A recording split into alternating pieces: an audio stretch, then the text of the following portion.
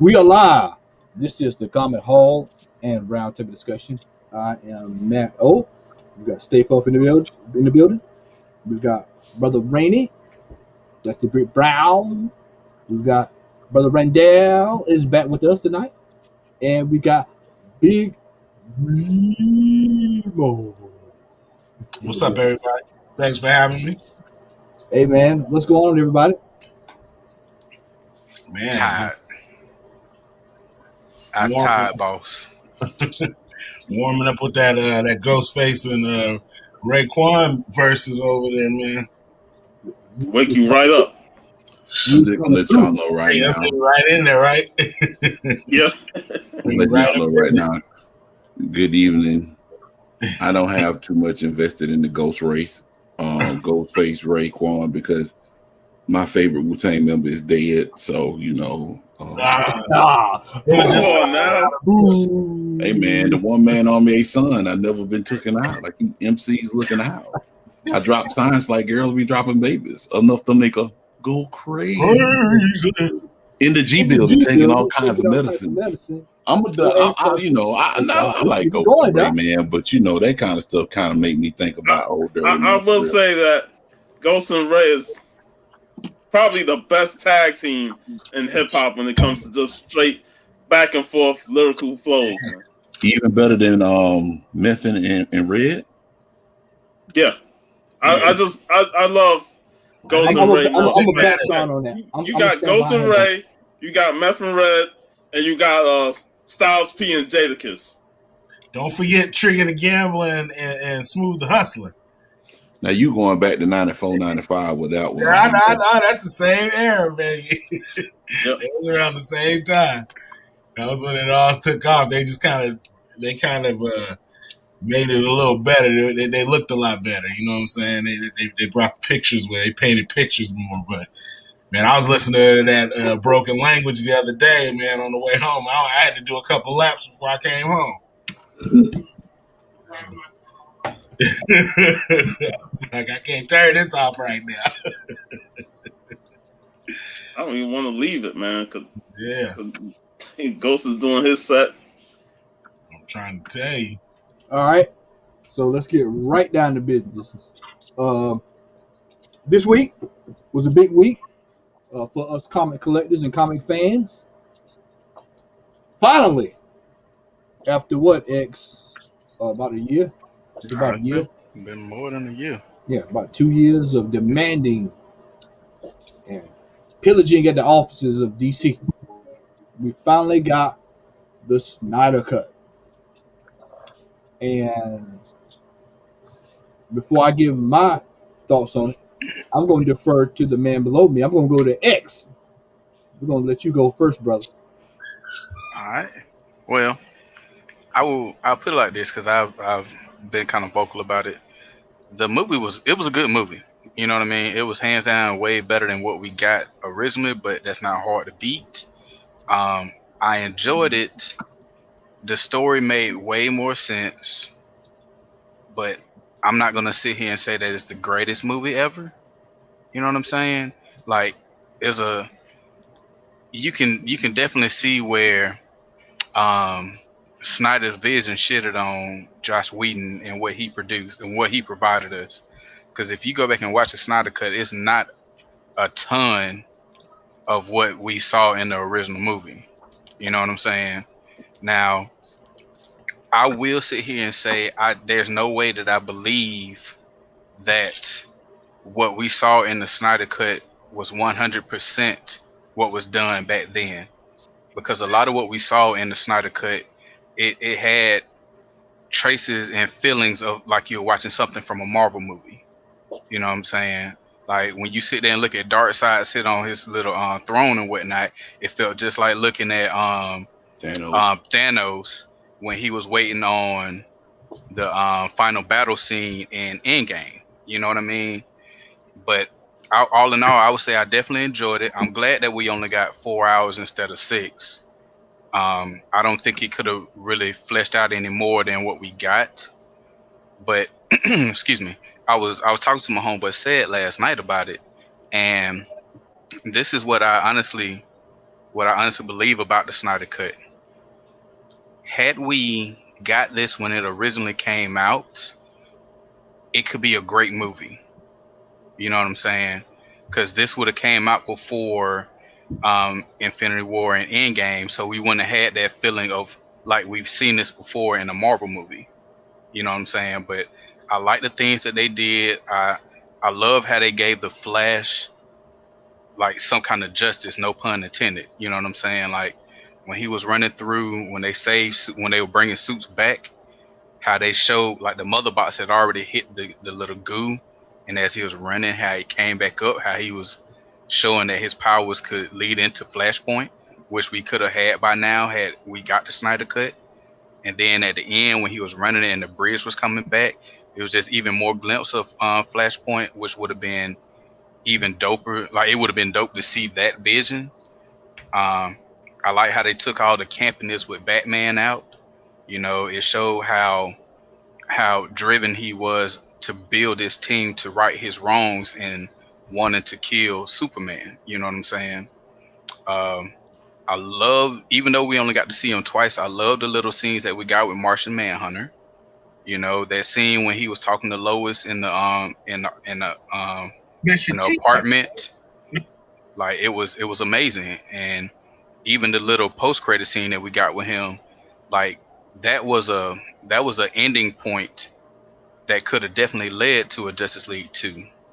Cyborg, I like what they did with him. The only thing I didn't like were the extra arms. I felt that was too far of a reach, but I like what they did with him. They didn't make him the little whiny bitch that we saw in the original Justice League. Hell, even the Flash scene when he saved Iris, you know, at first when I was watching it, it felt real cheesy. Like I'm sitting here like, why is he grabbing hot dogs and whatnot? But then by the end of the scene, when he was there with the dogs trying to get that job, I was like, okay, all right, well done. I appreciate that because it was done with a purpose. So all in all, everything that we saw in this movie with his vision, I loved it. Even the Joker scene at the end, I enjoyed that because we didn't get all that campiness that we got in Suicide Squad. Even though I still hate his laugh, you can see that Jared Leto can pull off a cynical Joker to a certain degree. I loved how they made what's his name, Steppenwolf. He wasn't even though he was the main villain, they didn't make him the main villain. You know, you felt for him more watching the Snyder Cut because you're like, shit, this dude, he wronged this people. He just trying to find a way home and he trying to get back in the good graces. So I like that aspect of it. So he wasn't Thanos, even though we all knew that he would never be Thanos level villain in this type of story or in this universe. So all in all, man, you know, I give it a solid 8.5 out of 10. Yeah, I would probably give it about an 8 and 8.5 too, man. Me and Al talked about this earlier today. I'm just gonna keep it real simple and say, hey, man, Warner Brothers need to stay out of people's stuff. Let people produce what they want to produce and have their own vision. And as you stated, this movie pretty much would have been a blockbuster had they not got involved and we got this out of the gate. Because, like you said, when Martian Manhunter showed up, we got Darkseid. Darkseid. Darkseid, right? Man with meal, man. Right. Granny Goodness was even in there. So I mean, there's a lot that it's just. And I was telling Al, it was like holes. When you watch the first one and watch this one, you can see there were like major holes. Yeah. In this movie, man. But I enjoyed it. I will add one thing, if you don't mind. I'm gonna add one thing. This is not me saying that Zack Snyder is a great director by any means, because during watching this movie, you had his typical scene jumps. You know what I'm saying? He didn't lead. It was at the beginning. There was no lead up into another scene. It just jump, which is typical for Zack Snyder. But I mean, I give him props. I wish he'd take all the music out. Like, we talked about that earlier. Like, dude, every time. Like, what was the singing of those women when Aquaman already got in the water? Like, what was the point of that? You know, but somebody on the Mack truck, ain't it? Yes, you sound like it. They on the freeway. Testing 1 2 1 2 3. You ready? Yeah, I mean, like I said, he ain't he's not the greatest director in the world, but hey, I give him props. Even though this isn't 100% what he was gonna give us back then, but the changes that he did made sense. I just hate it. I hate it for every other movie that come out afterwards because it took away from what we were originally gonna get. Yeah. You know, I did not like I liked the movie. I agree with what you were saying, X, and I give it an 8. But the things I didn't like was like there was Zack Snyder's typical slow-mo stuff that just it looks all visually pleasing, but it's like, come on now, this is just over the top. And that Flash scene where he saved Iris was like even with the grabbing the hot dog and then you find out he gives it to a dog. I'm like, come on now, just save the girl and be done with it, man. All this slow-mo and him and her locking eyes and stuff. I was like, all right, man, let's move to the next scene. I did not like how this movie butchered the Aquaman movie even more. Because he was standing right there, like was dead fall on the trident. And I'm like, wait a minute now, did he have to go through a whole trench formed by those creatures and then battle that monster just to get the trident, and he could have grabbed it right there. It was like the gauntlet in Odin's trophy room. It was fake, man. It was fake. It wasn't real. It was all old and rusted and decrepit. You know what I'm saying? Even when William Dafoe showed up and said, "Grab it," you know, that's your birth. I'm like wait a minute now. He was talking about his mom's. No, I'm talking about first he mentioned that's your rightful trident. You should take it. Then he told him to take his mother's trident. I got you. So I'm sitting there like, man, this really just Aquaman was already messed up following Justice League. This busted it even more. So how you get the new suit before you get the old original suit? How you get a 5-spoke trident before you get the 3-spoke? So I felt like that part in the whole Aquaman thing that just ruined the Aquaman movie for me.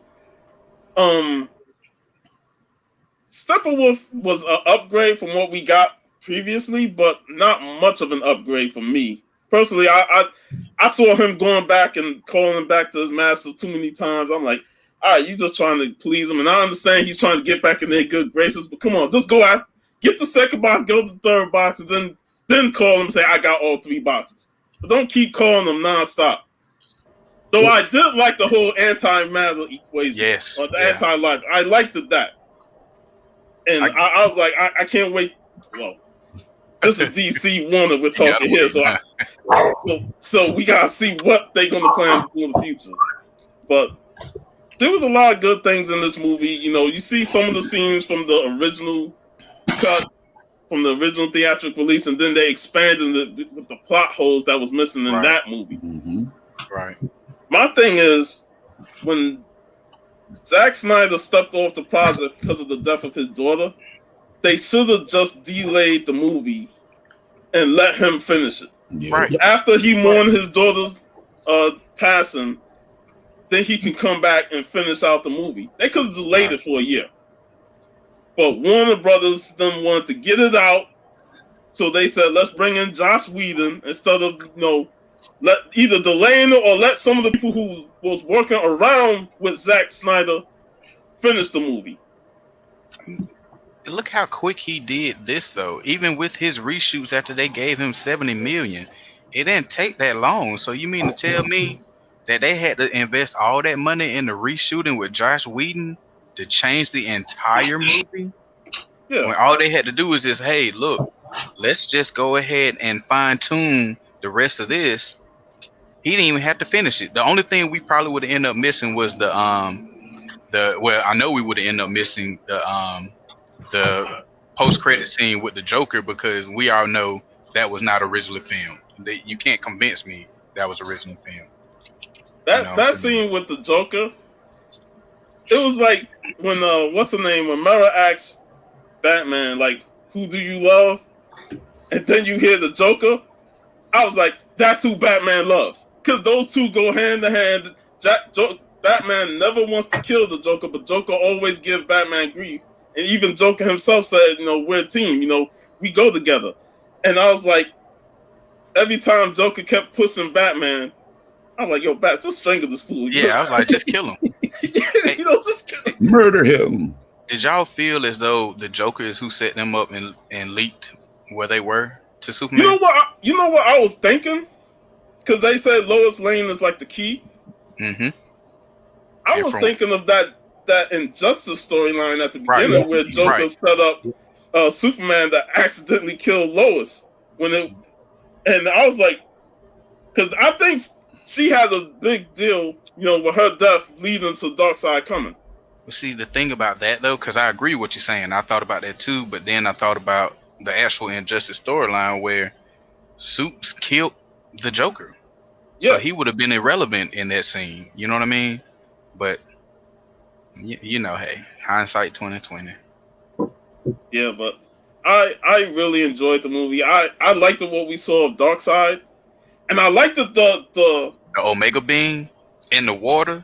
I love that. That was badass. I love that. That was bad. Like the person trying to get away, and he said, "Fuck yeah, Omega Beam disaster." Mm-hmm. You like that? But I also liked the doing of the battle scene where everybody teamed up to go against Darkseid. I liked that a lot. That was much better than the original. Talking about the Thanos scene where he tried to put the gauntlet on and Captain Marvel hit his knee. That's what that felt like. Right when he reached for the ring. We don't want to bring up Captain Marvel, man. All right, Larry finna log in right now. Yeah, Jay said brought a good point too, man. And then log out. Oh yeah, man. That was the badass in the bank scene that she was entire Woman 1980, Wonder Woman 1984. Yeah, I mean that was the Wonder Woman that I know. When I saw it was great to hear her theme song again. Yeah, when she was kicking ass. I'm just tired of. And she had the sword. I'm tired of that. Yeah, it's power set, man. You can't take that away from her. It's just like telling Superman not to use his X-ray vision, man. And he used that quite a bit in the movie too. Yeah, speaking of that, black suit. Speaking of that, I actually like the changes that they did in the scene when he came back. Mm-hmm.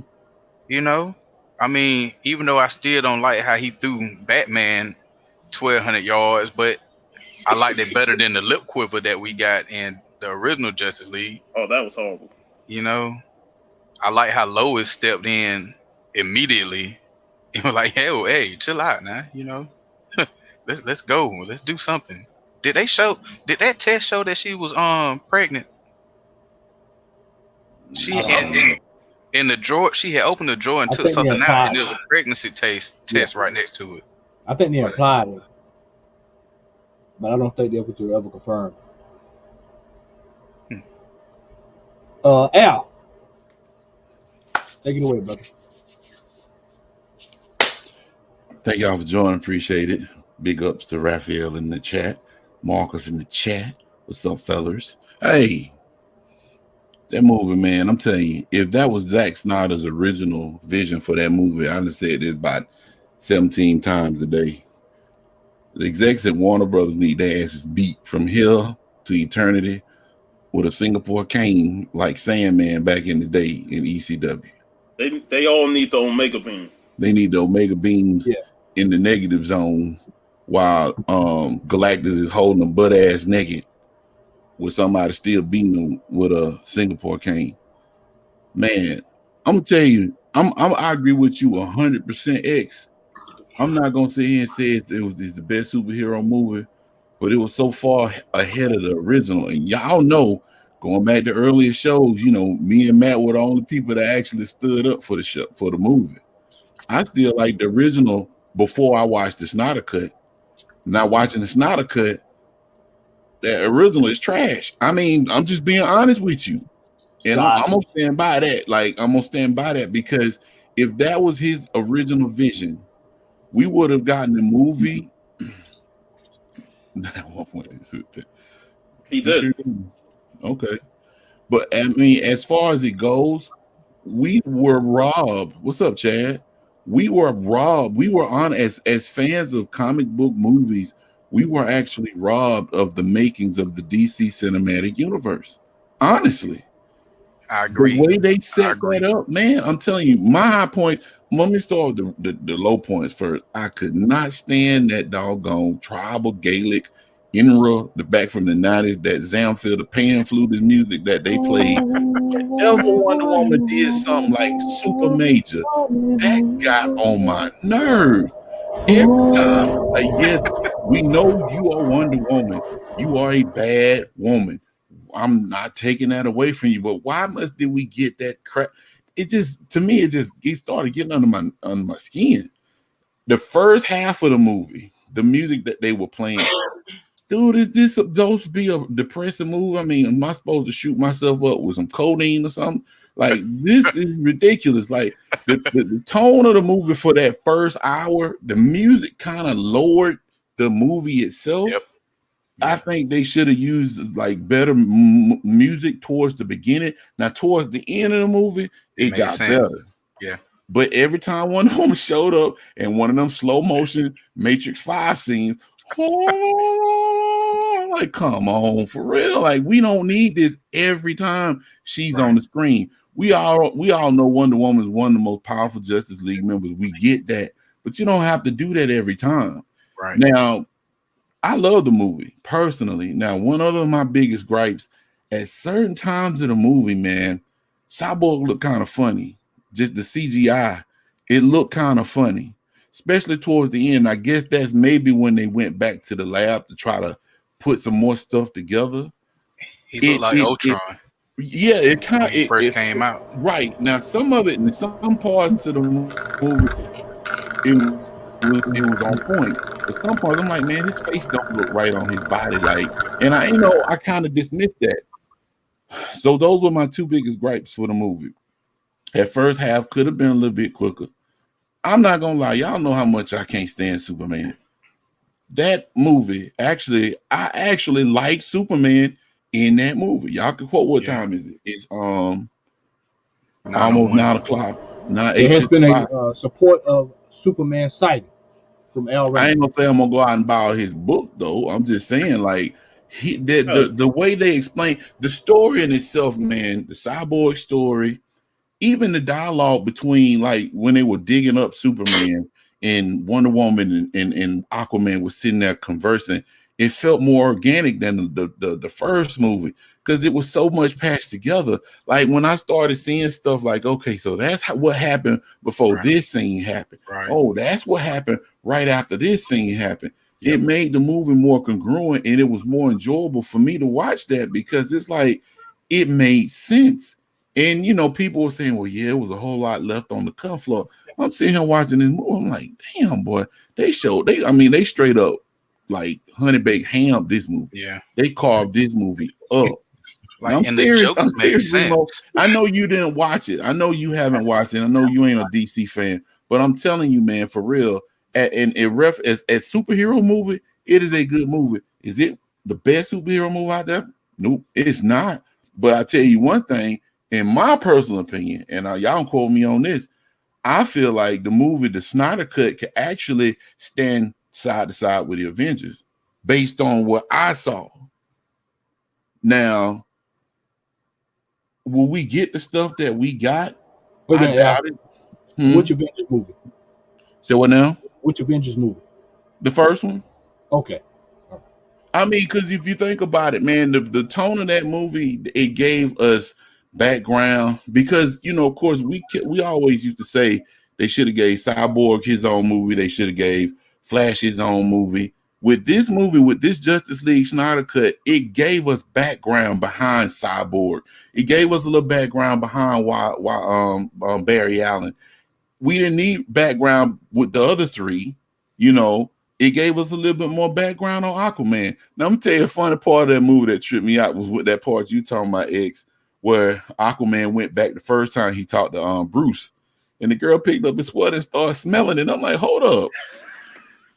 You want to have sex with this man real bad? He smelled it and instantly started a harmony. I mean, they started saying, she picked up the shirt and she looked at it. I'm like, okay, you trying to get high with this man pheromone? Right. I was like, yo, this some real sadistic cult type stuff right here. Yeah. Now I would like a little explanation on that. Maybe they worship him. You know, you never know. I mean, because he is a protector. I was hoping that he woke up telling Bruce, like, this is my theme music, so listen to it. Here's the thing, though. They should be worshiping Bruce Wayne, being that he dropped 25 grand right there. They talking about we're poor people, not a stupid people. And y'all finna celebrate over 5 stacks. And he gave y'all 25, and y'all still singing on Aquaman. Hell, y'all could have rebuilt y'all hope. That was, even though that was like the new Asgard. Yeah. Well, I mean, overall, you an Asgard. Shoot, dog. But overall, man, I'm gonna wrap it up.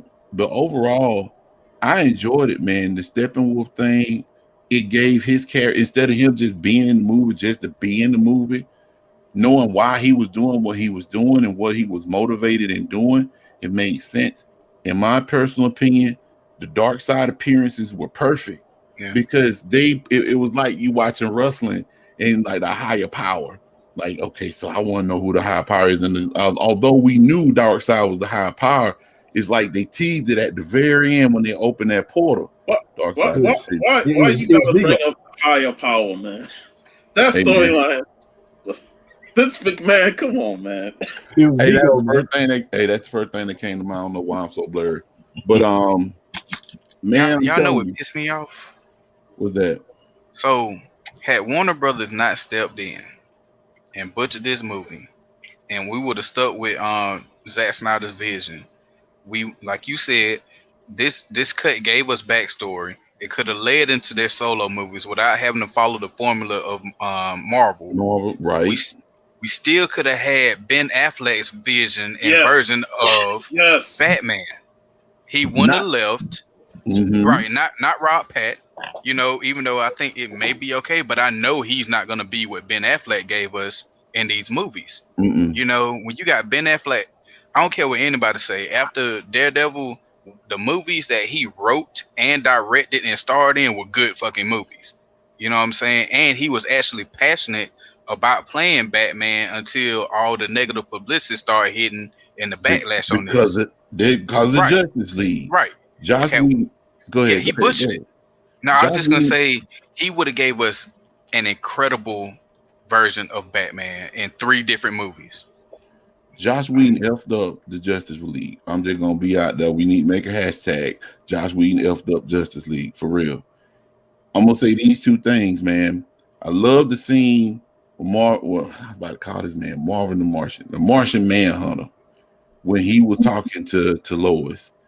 Man, that caught me off guard. You know, we heard the rumors that he was in the movie, but you didn't know what capacity. Man, he walked out that door, he looked down and looked back up, and his eyes turned red, and then showed him transform. And then the dude, I like the dude that they actually had playing him. I can't remember his name, but I like the dude, man, I'm telling you. And then at the end, we find out that the scientist that was working with Vic's dad was Ryan Choi, the Atom. Dude, come on, man. Like, you couldn't get any better than that in terms of a DC movie, man. The execs at Warner Brothers and Josh Whedon tore this movie to shreds, man. Yep.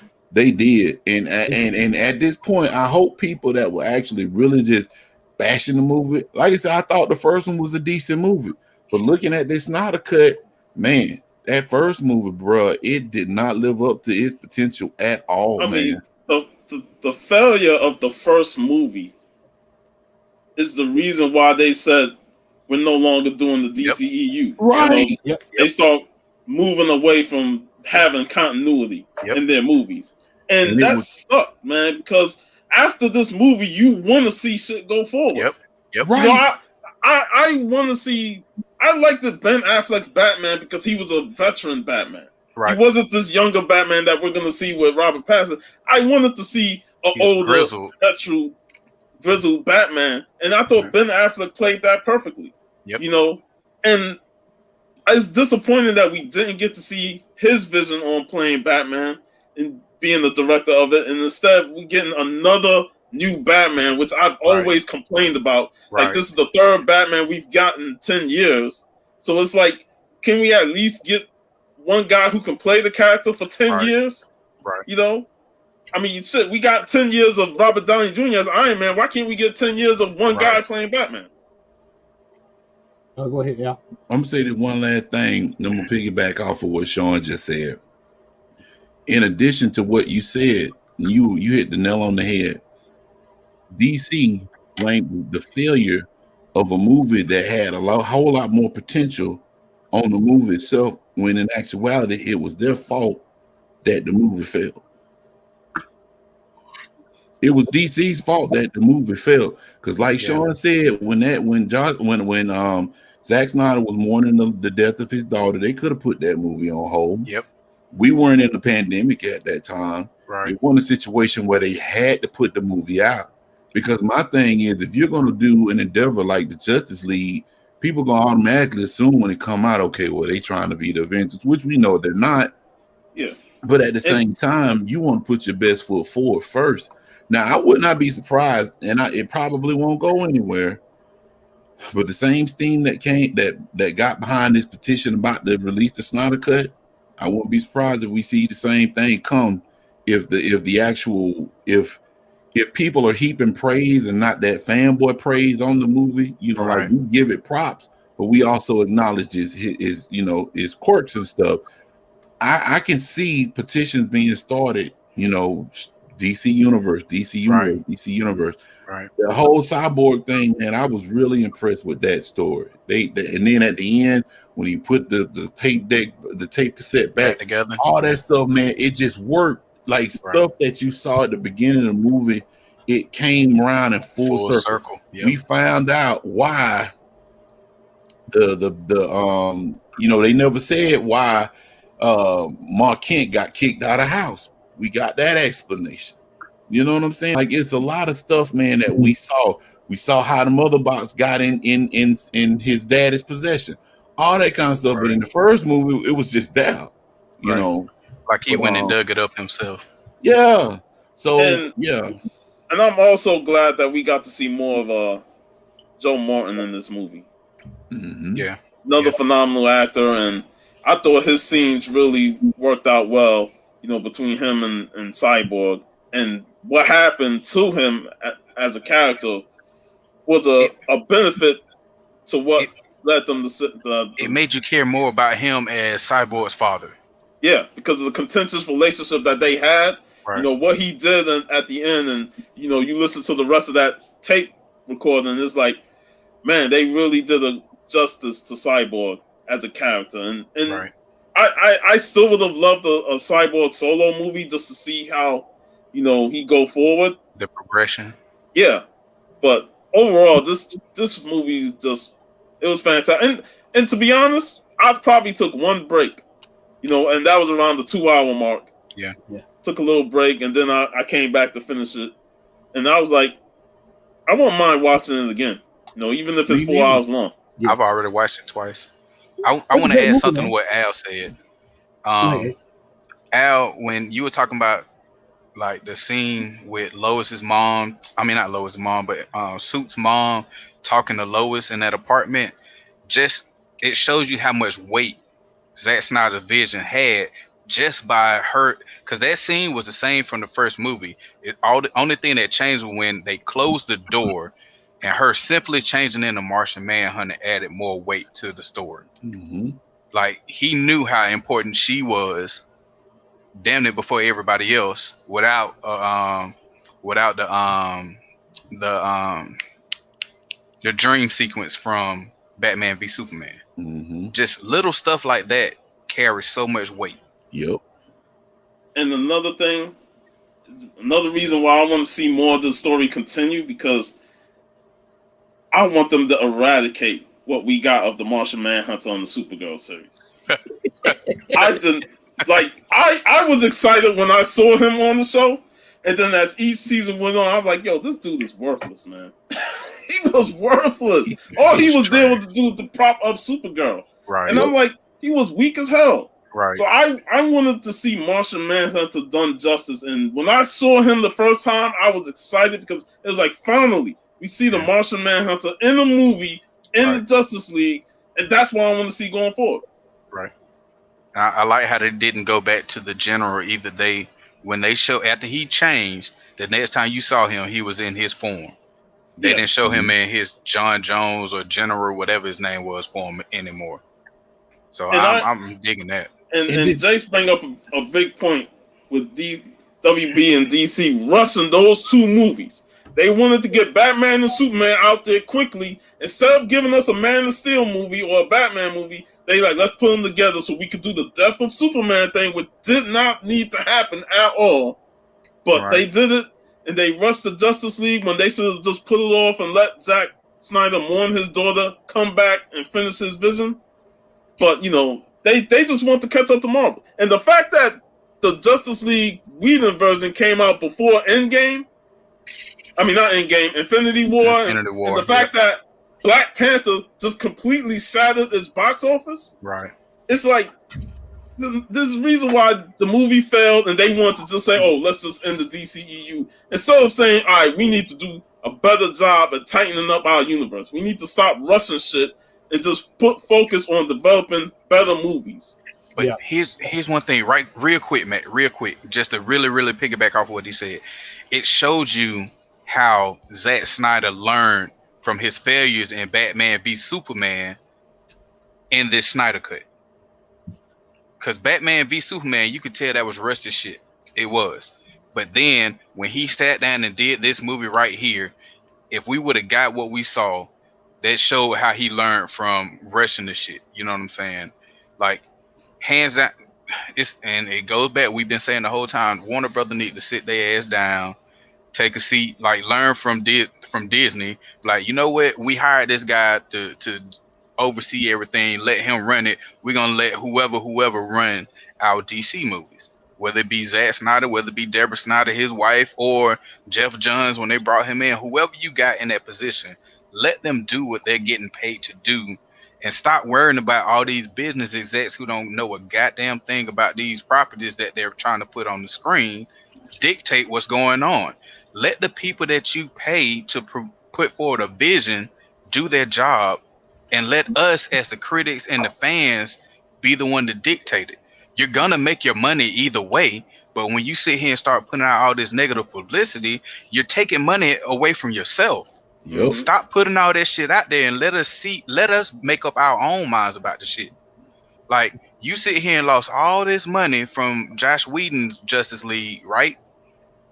And really didn't recoup anything by putting out the Snyder Cut because we got it on HBO Max. Now you're paying you're paying monthly, depending on how you got it. Me, I ain't paying nothing because I got HBO through my cable company. But you can't tell me that you're making all of this money back from a streaming service. Sit your ass down, let them do their fucking job, and let us get what we want to see, and let us dictate where the market goes from there. If we sit here and got this back then, they would have been sitting just as high as Disney is right now, because we would have had we would have had a different avenue of the movies that we got. Wonder Woman was a great movie, don't get me wrong, but it would have had a different vision behind it. Aquaman was a good movie, but we would have had a different vision behind it because it would be darker than what we got. Shazam would have been a different movie. Even though I liked it, it would have been completely different. We would have had Flashpoint by now, where we could have had Thomas Wayne and Martha Wayne as Batman and the Joker. You know what I'm saying? We would have had Reverse Flash. We would have had all of this stuff. We had at least 2 movies with Ben Affleck as Batman right now, maybe waiting on the second one to come out.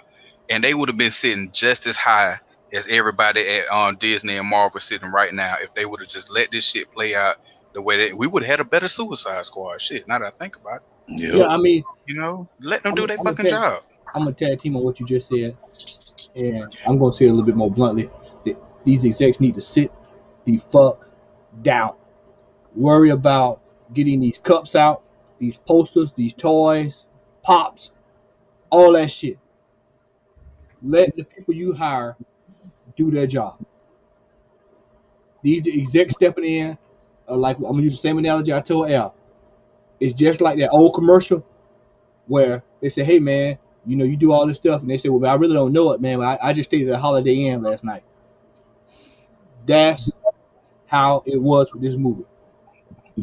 As Al stated, I felt raw, and I'm not gonna go any further because we got Who That in there, and Who That hadn't seen it, and we've also got Remo. But Remo's heard most of it, so he doesn't care. He doesn't care. He's like Larry. He's like, fuck DC. Fuck all that. I'm just here for Falcon and Winter Soldier. You ain't got to worry about that for me, baby. All right. So let's go into the other big. David, Al, you over there pouring up some good, brother? Somebody drinking good over there. Boy, that's gonna be powerhouse, there, boy. That's great. This is like grandma, like homemade grandma lemonade. It was right by the microphone, man. Good tart, special effects. Ooh, lemon seeds and everything. Lemonade from grandma. Straight up water. Jack, my bad. Muted my microphone. My bad. Hey man, that great Kool-Aid on deck. That Kool-Aid from High Party 1. The red Kool-Aid. The red. 4 pounds of sugar. So yesterday, 24 hours after we get the Snyder Cut, we get the much anticipated Falcon and Winter Soldier. Remo, have you watched that? I absolutely watched it. So we're gonna let you go first. I thought it was amazing, man. I mean, from the first opening scene, until the end, it set everything up. It showed you Falcon can still do his thing. You know what I'm saying? It showed, that Bucky was still going through it. And, I thought it was just as advertised, man. It set it up. They showed who you're going to be going up against through the rest of the series, and the flag smashers, they look pretty formidable, you know what I'm saying? So it's going to take some people to go up against them because you don't know who they are. They can be anywhere, so. Yeah, I enjoyed it, man. Yeah, action-packed, man. I think what kind of, when you watch WandaVision, you can kind of see when it's getting ready to end. Mm-hmm. But to watch it the way it went off yesterday, I was like, God damn it. I was like, this is getting good. And you just want to see what's going to happen next. You already feeling for the characters, you know what I mean? Yeah, you're like, you got drawn in with Falcon's backstory, with his family. Yeah. And so, you know he got to leave again. Yeah. But then, he don't want to give up, getting the boat and the family and the fishing and everything, And then you feeling for Bucky because Bucky's still going through trying to make everything right. You know what I mean? Yeah. He trying to make it right, and the more he try to make it right, he make it wrong. Hey, I hope we at least get in each episode we get a flashback of him as Winter Soldier to take the fools out. I got so excited when I saw the Hydra arm on him because I just knew he was finna wreck shop, and I was just like, okay. Then he apologized. Yeah. I got hyped. He busted that wall. I said, "Oh shit, this is classic Winter Soldier here." And then it's a flashback. Yeah, he got that Wakanda arm on there now. Yeah, he do. I don't know if you peeped on it. He said the only time I had clarity was when I was in Wakanda. Yep. Yeah. See, you take him away from black folk, and then you get back to white folk. In my mind, I was like, he was over there with Shuri. Shuri too young. Hey, all he was doing was tossing hay and living in peace. One single arm. Yeah. Single arm. That's all he needed. Shit, she was handling business for him. Another broken white boy. Larry brought this up in our group yesterday, man. And DT just brought it up in the chat. Man, we only get 6 episodes of this.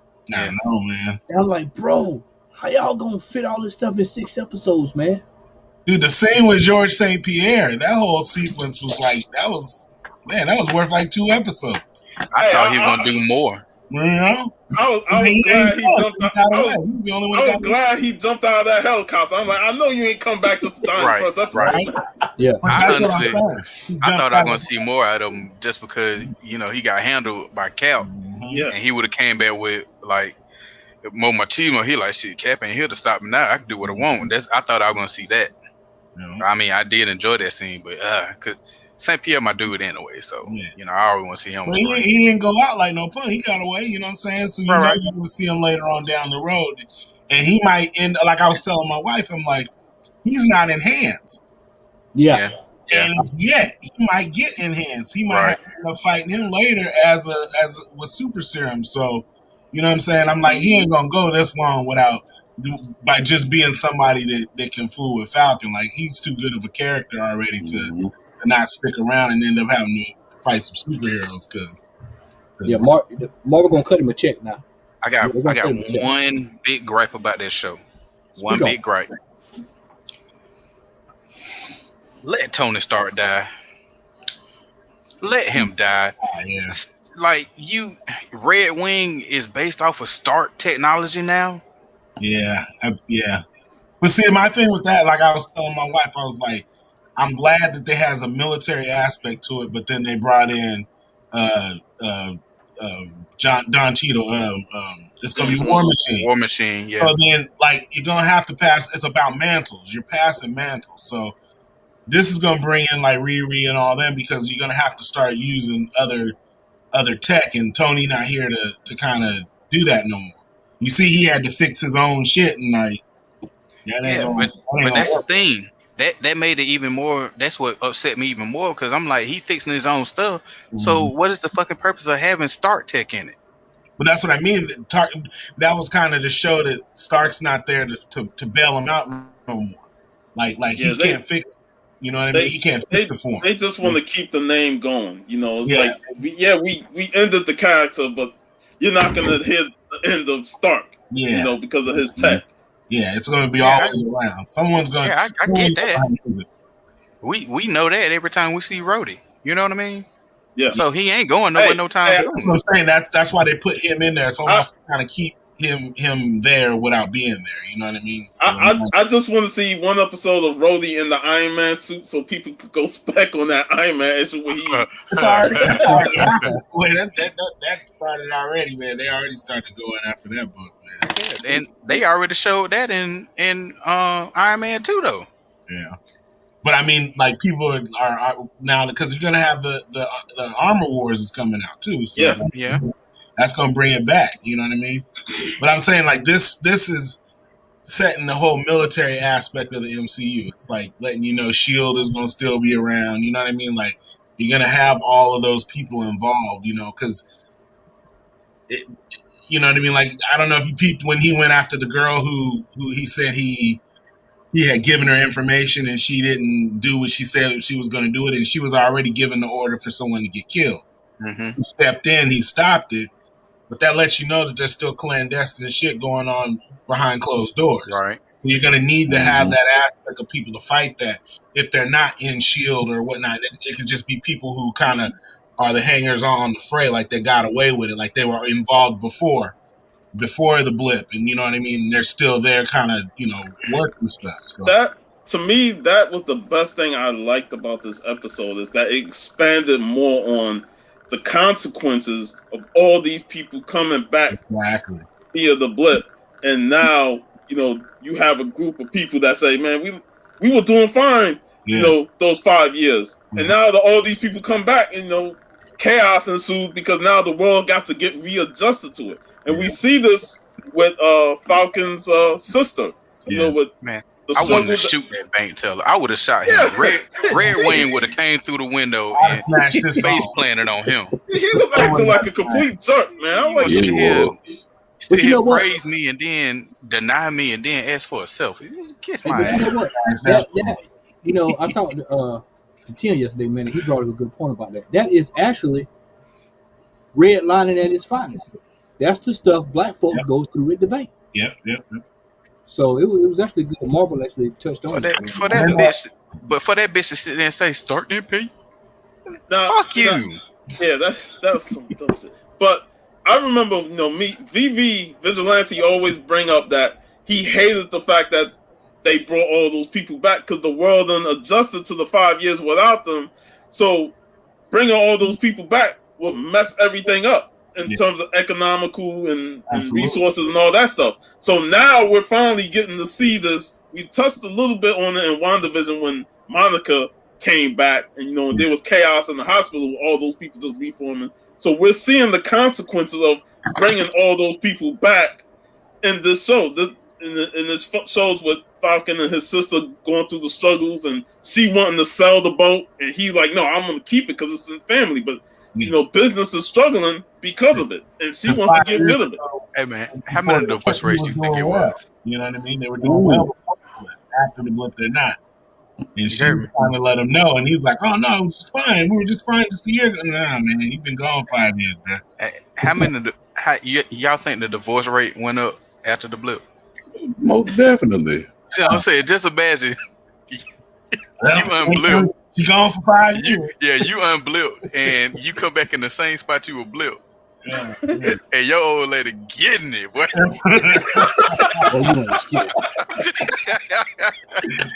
I ain't never seen her look like that before.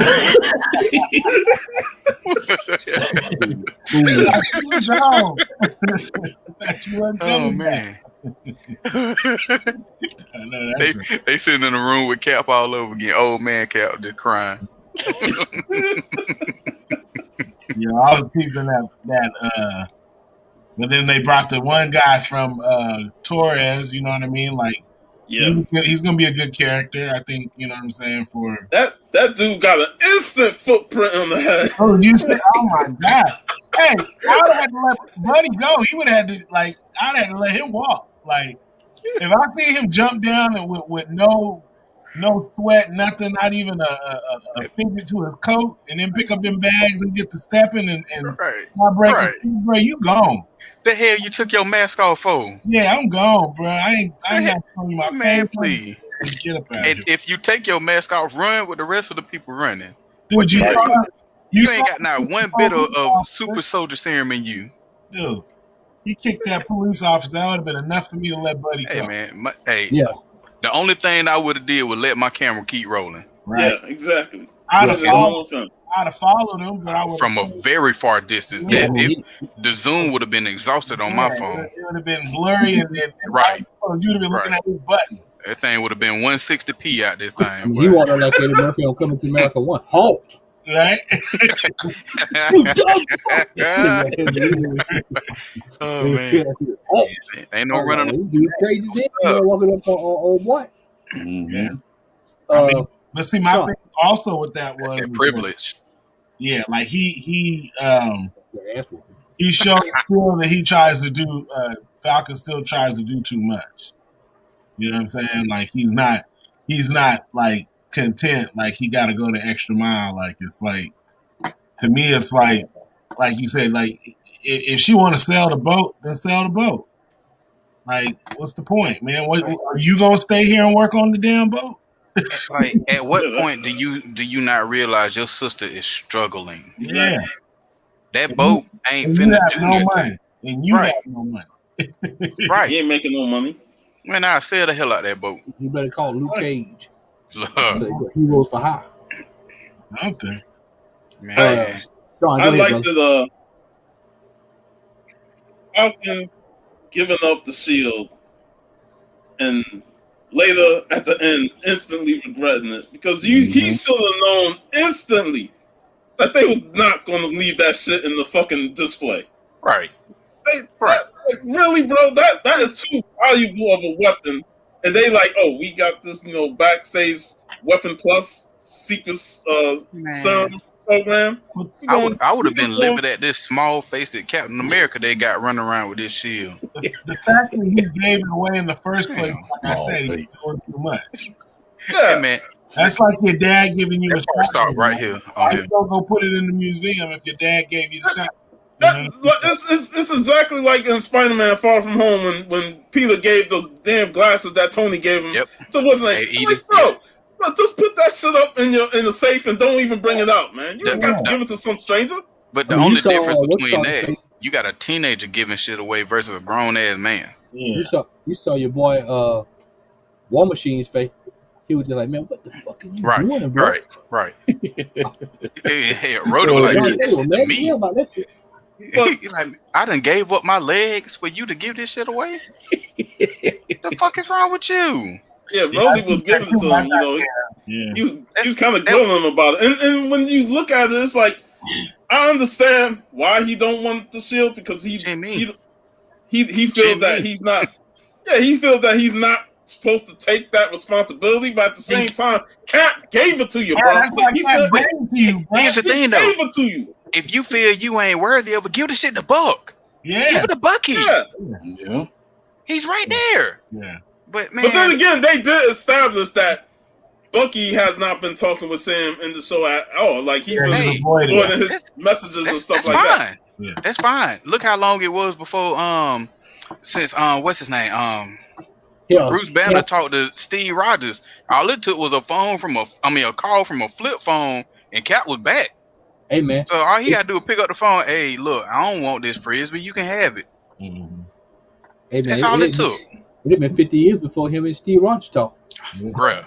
100, however long it was he was sleeping. Bruh. He said he's 105 years old. 105. Yeah. E.T. saying what Bucky's gonna say when he hear the shield is gone. Oh, he's gonna call him up. See, and that's the thing. They're gonna pull that book back out. Get it back. They gotta go. Hey, that book is in the end credits. Hey, you see that? But you know what though? From what I understand, I seen Barry Demo in the end credits. That shit was wiped out when he was in Wakanda, so I don't think the book gonna do any justice.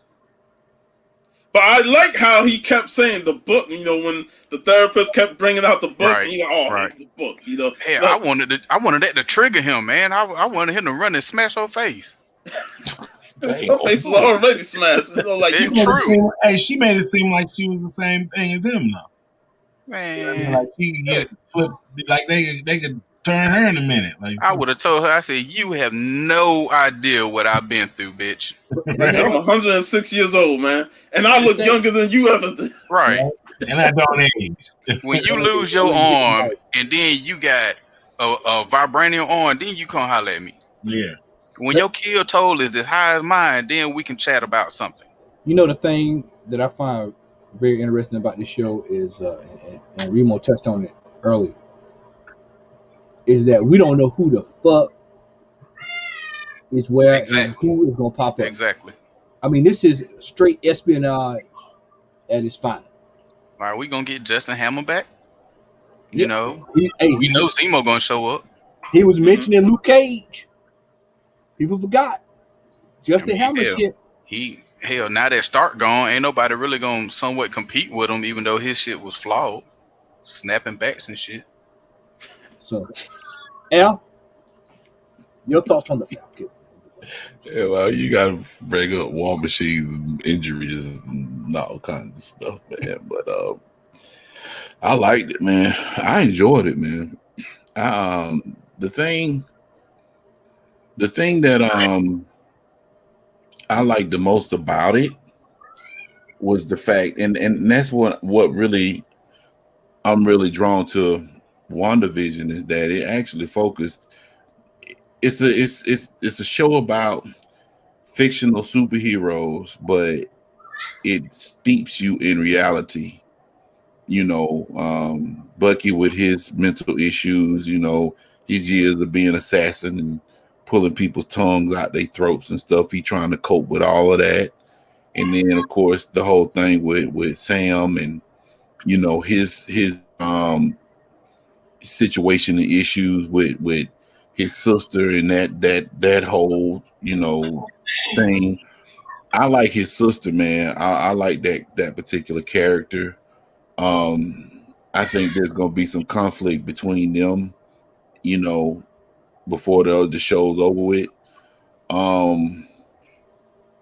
Overall, man, I thought it was a really good first episode. It set the groundwork for people that actually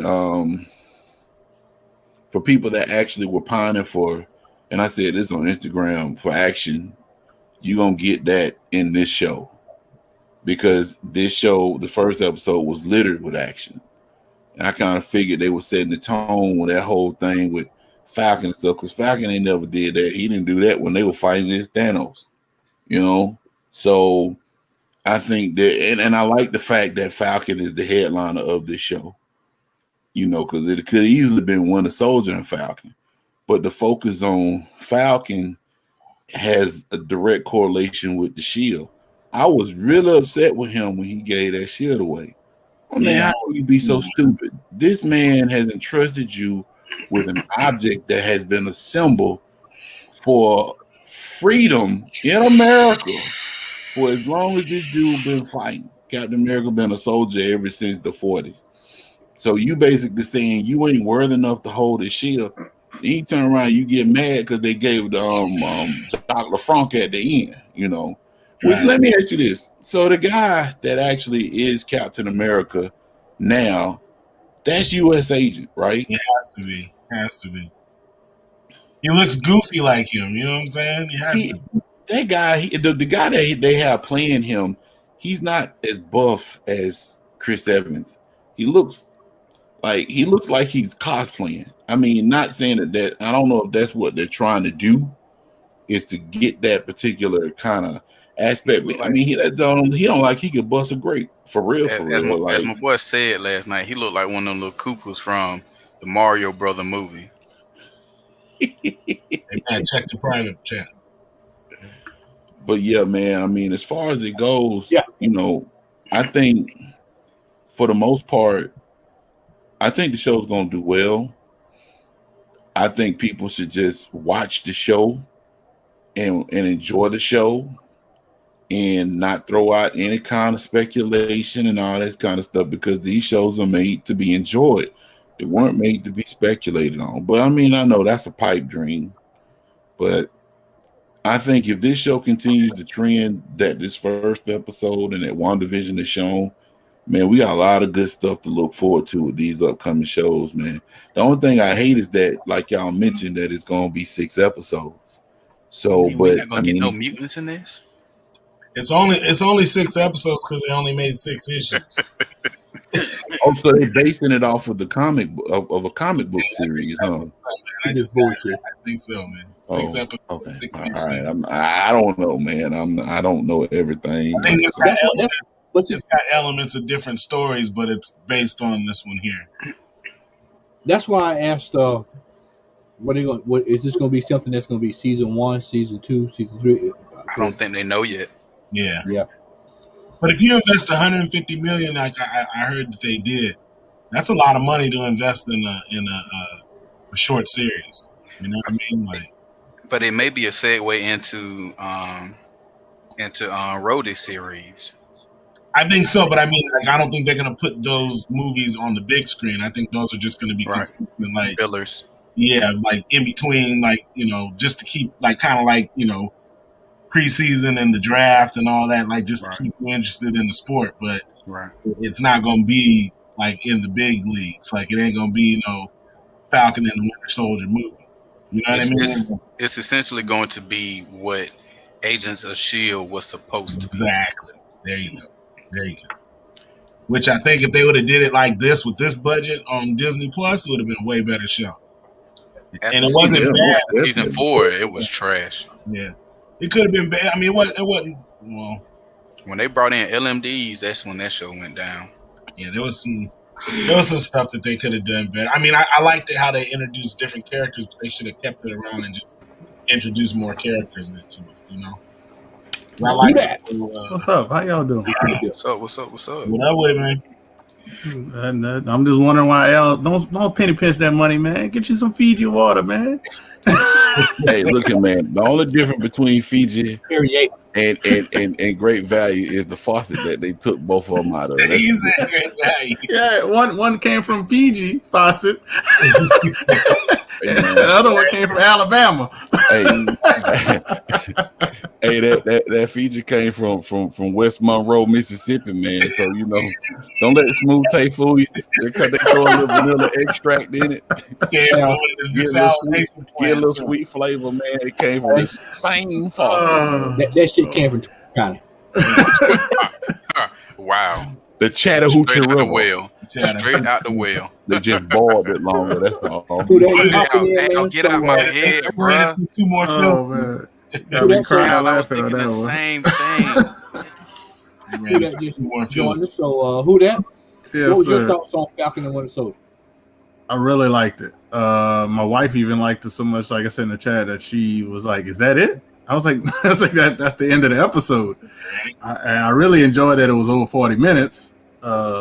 Because if I'd have got a 20-minute episode, I'd have been highly upset. That would have actually been like the fight scene at the first beginning.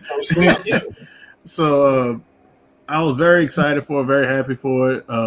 Like you said earlier, the spec, you don't really need any spec for this, even though people are going to push certain spec, because you already know who's in the show.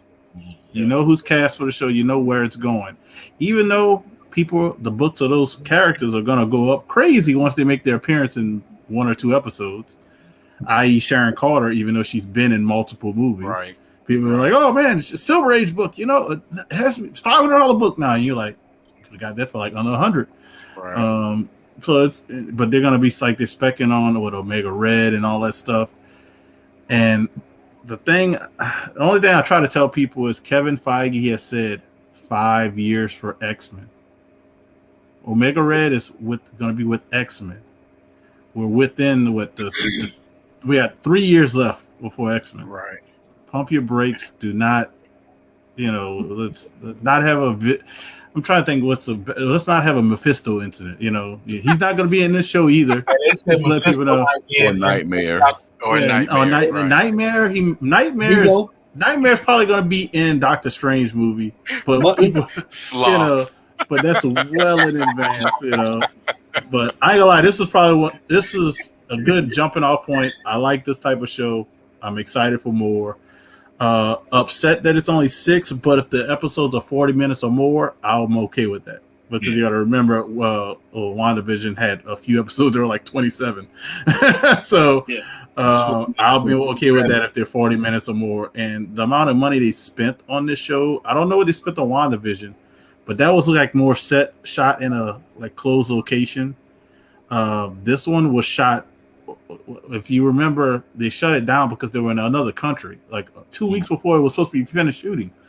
So they spent a lot of money, invested a lot of money. This is the movie. This is the show that's filmed like a movie that's leading into more stuff for the MCU.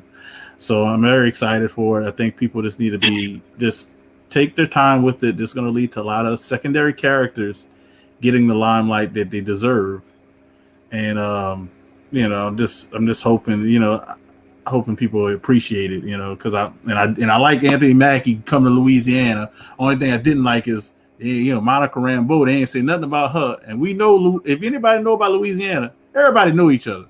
And for him to be close to the where you can go shrimping and not mention nothing about Monica Rambeau, I'm gonna see, but I'm not jumping to a conclusion too early on that one. I thought about that. I was like, how's she not in this show?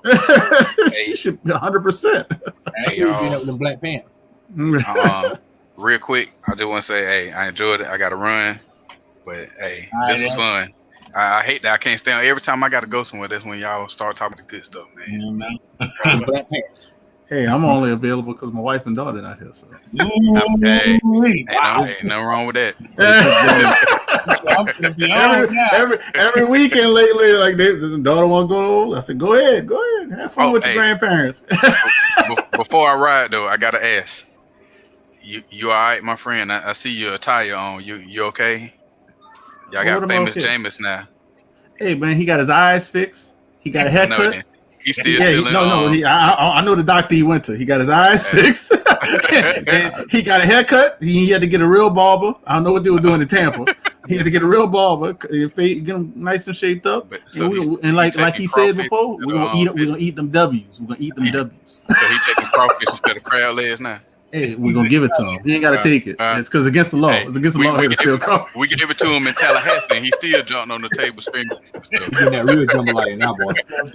He'll be fat. He'll be fat as hell, boy.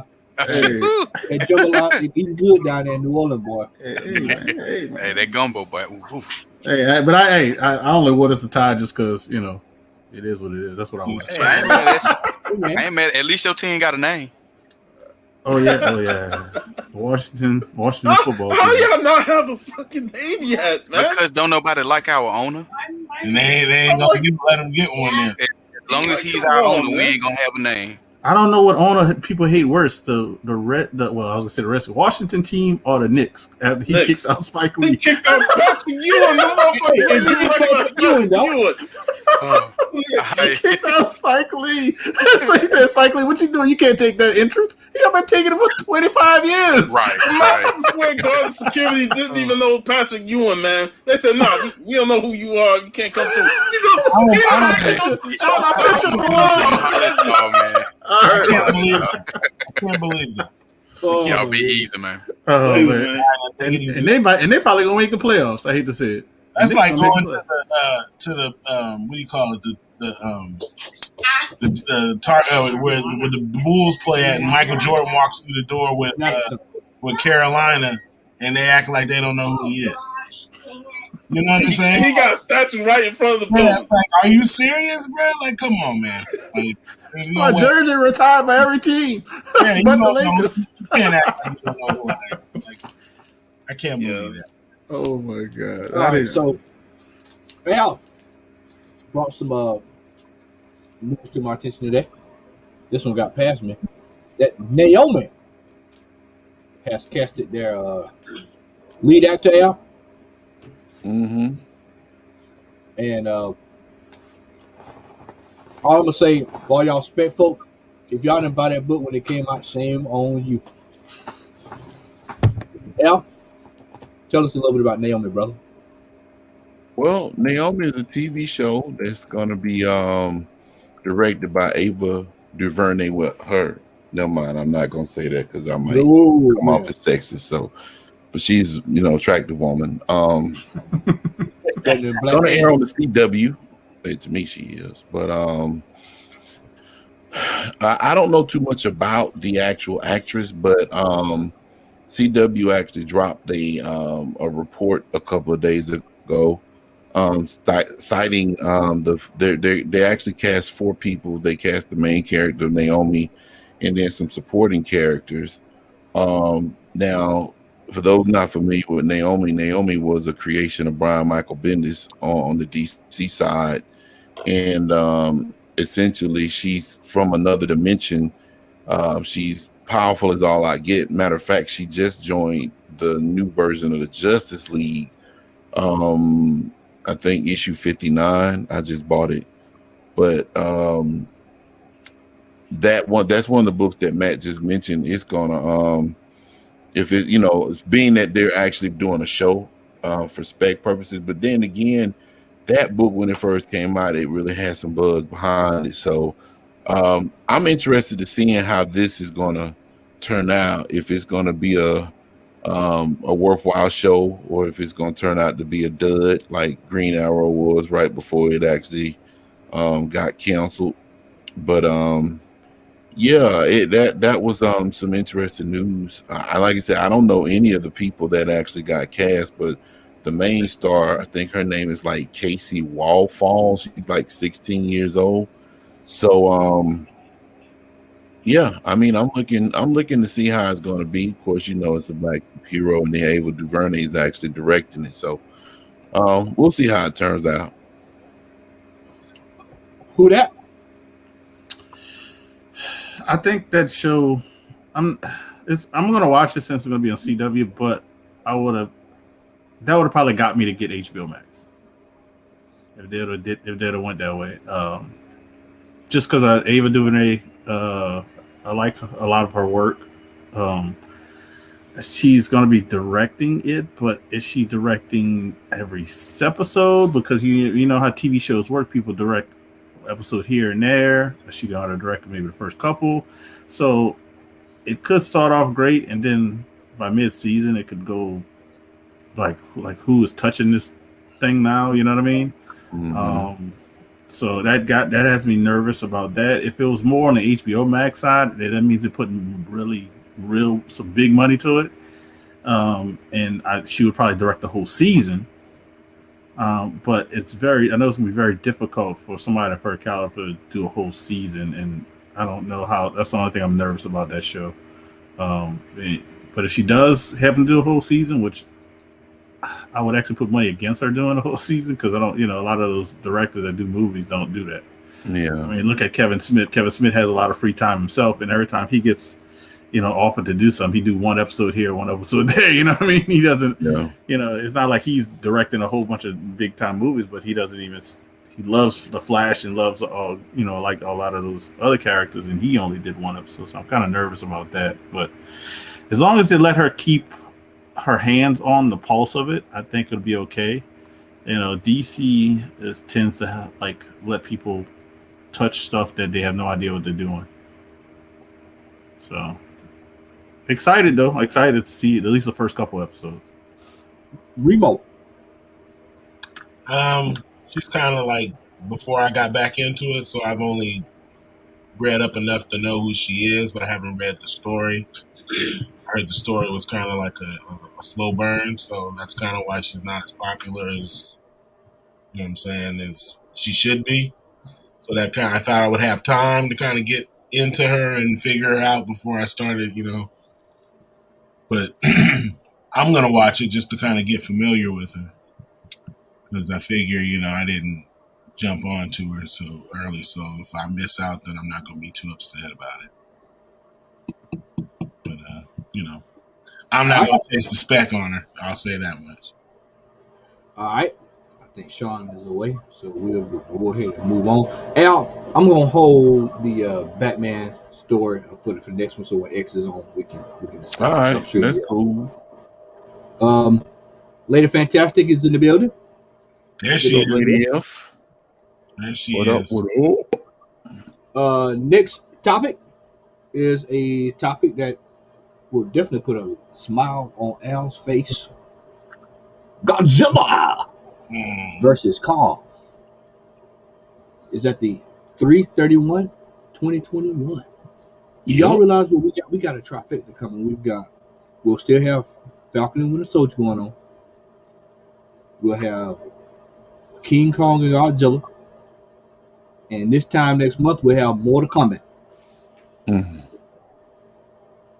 Bro, I mean, the last couple of months for a pop culture fan has been insane. So in California, the movie theaters are open. They opened this weekend. So they're about to start sending people back to the movies.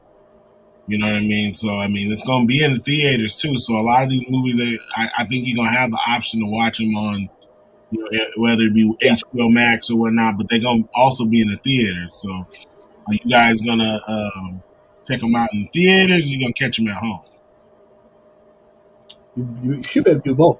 I think it's on HBO Max. No, I'm saying you guys. Are you guys going to say, I'm going to just watch I'm watching in the comfort of my living room.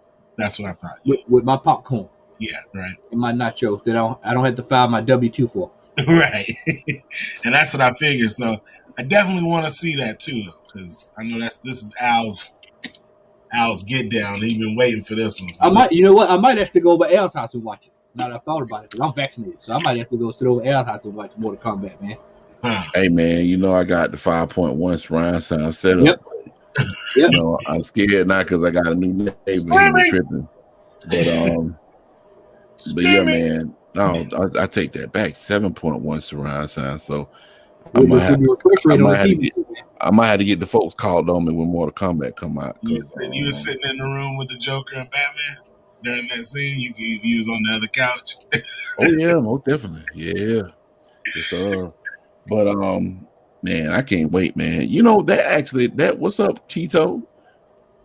That movie, man, I'm telling you, it's crazy. It's funny how pop culture now, it kind of transcends basically into regular everyday life. Because I've been a fan of Godzilla for a long ass time, like back when WTBS was playing the Godzilla movies during Christmas and stuff, and they actually did that. They did the holidays, Thanksgiving, Christmas. You can see Godzilla versus the Smog Monster and stuff. But now it's gotten to a point to where Like comic books, man. Everybody loves Godzilla and stuff. Like, man, it's been like a bajillion Godzilla movies now, but I think the pandemic is driving that, because people are now in a position to where they could actually just pay attention to stuff, especially with the services that we have like HBO Max. Because quite honestly, if we were not in this pandemic and they did the old four and the Raymond Burr was in the first one. It was entitled Gojira. I think it came out in 1954 or 58. Might have been later than that. I can't remember. But because going back to Justice League Snyder Cut, had we not been in the pandemic, that probably, more than likely 100% would have been in the movie.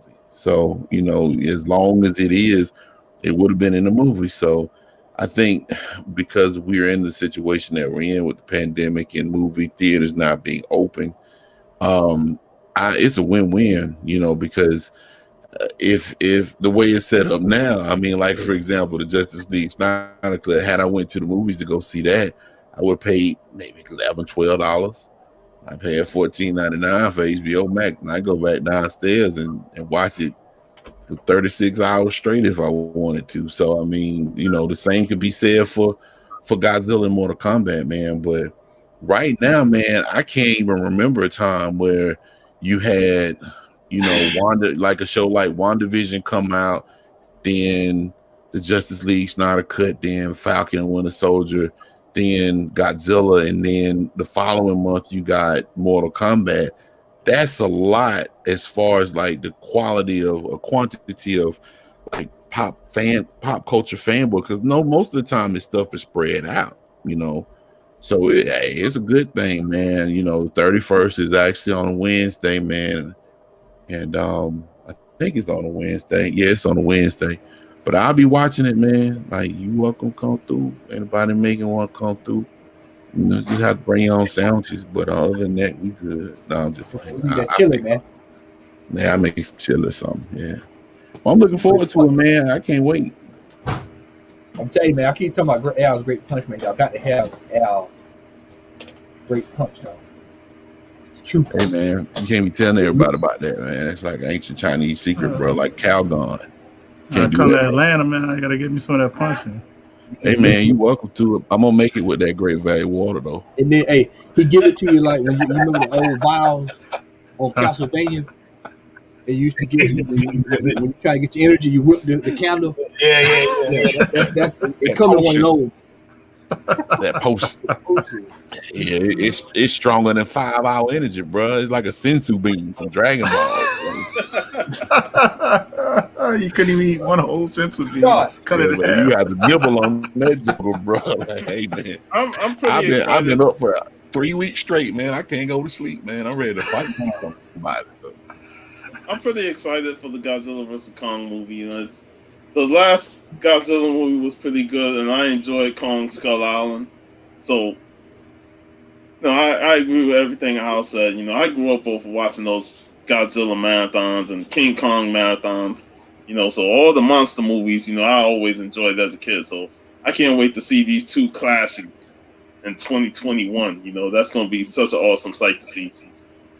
And one other thing too, I like the fact that Universal is actually building a universe that's separate from the Marvel Cinematic Universe and DC, because they've been building this up ever since that first Godzilla movie in 2014. And with the amount of property what they have as far as the amount of like monsters and stuff, man, shoot, they could keep going forever with that Godzilla franchise as long as the movies are good. Now the movies are like the Puff Daddy Godzilla. I don't want it, So that was a little different. It was, but it was just a different movie. But like you were expecting, like for the last few weeks, you said they're gonna bring Mechagodzilla into this one, so they're gonna still bring other people. I'm sure they're gonna still bring Mothra and all these other people, and other monsters into these movies. So I don't think this is gonna be a one and done. I think, like you said, they're opening up a whole universe for it. You know what I mean? If you notice, them creatures never died. They just went dormant, or they would get sent away. Like they didn't die. Like they're never dead. So You can always make a movie with him. Not Never Mint is in the building. What's up, Rob? What's up, Rob? And Tito has a question, so I'm waiting for it to come through so we can bring it up. While we're waiting on Tito's question, there it is. Do you think Zack Snyder's Justice League is better accepted because of Infinity War and Endgame? I think it's better accepted because it's the version that we should have gotten from the get-go.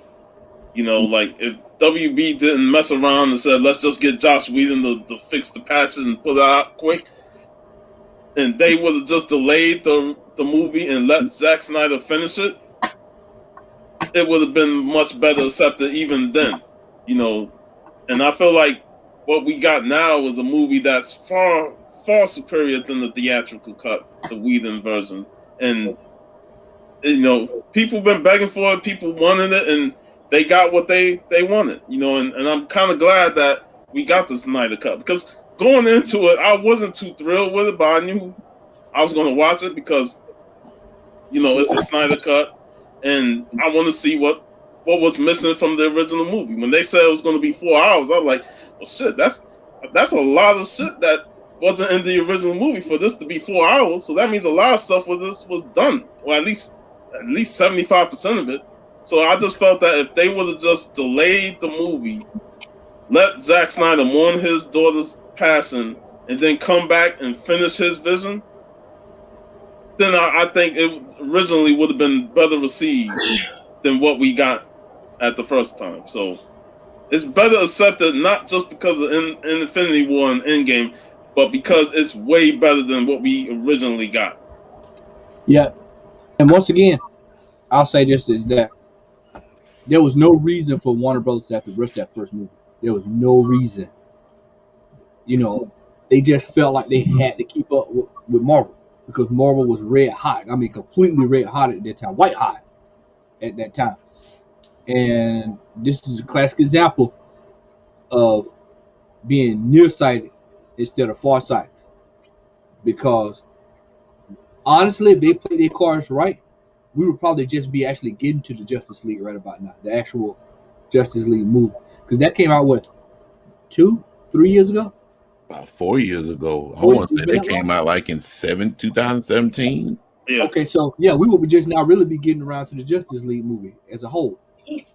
And so, you know, we talked about this earlier, and we'll bring it back around, is that now people want to see these properties that y'all had in this movie. Want to see these storylines.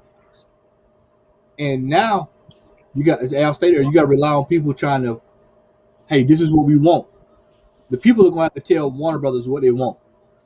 And you're going to have to hope that Warner Brothers has a listening ear to actually do what people want to do.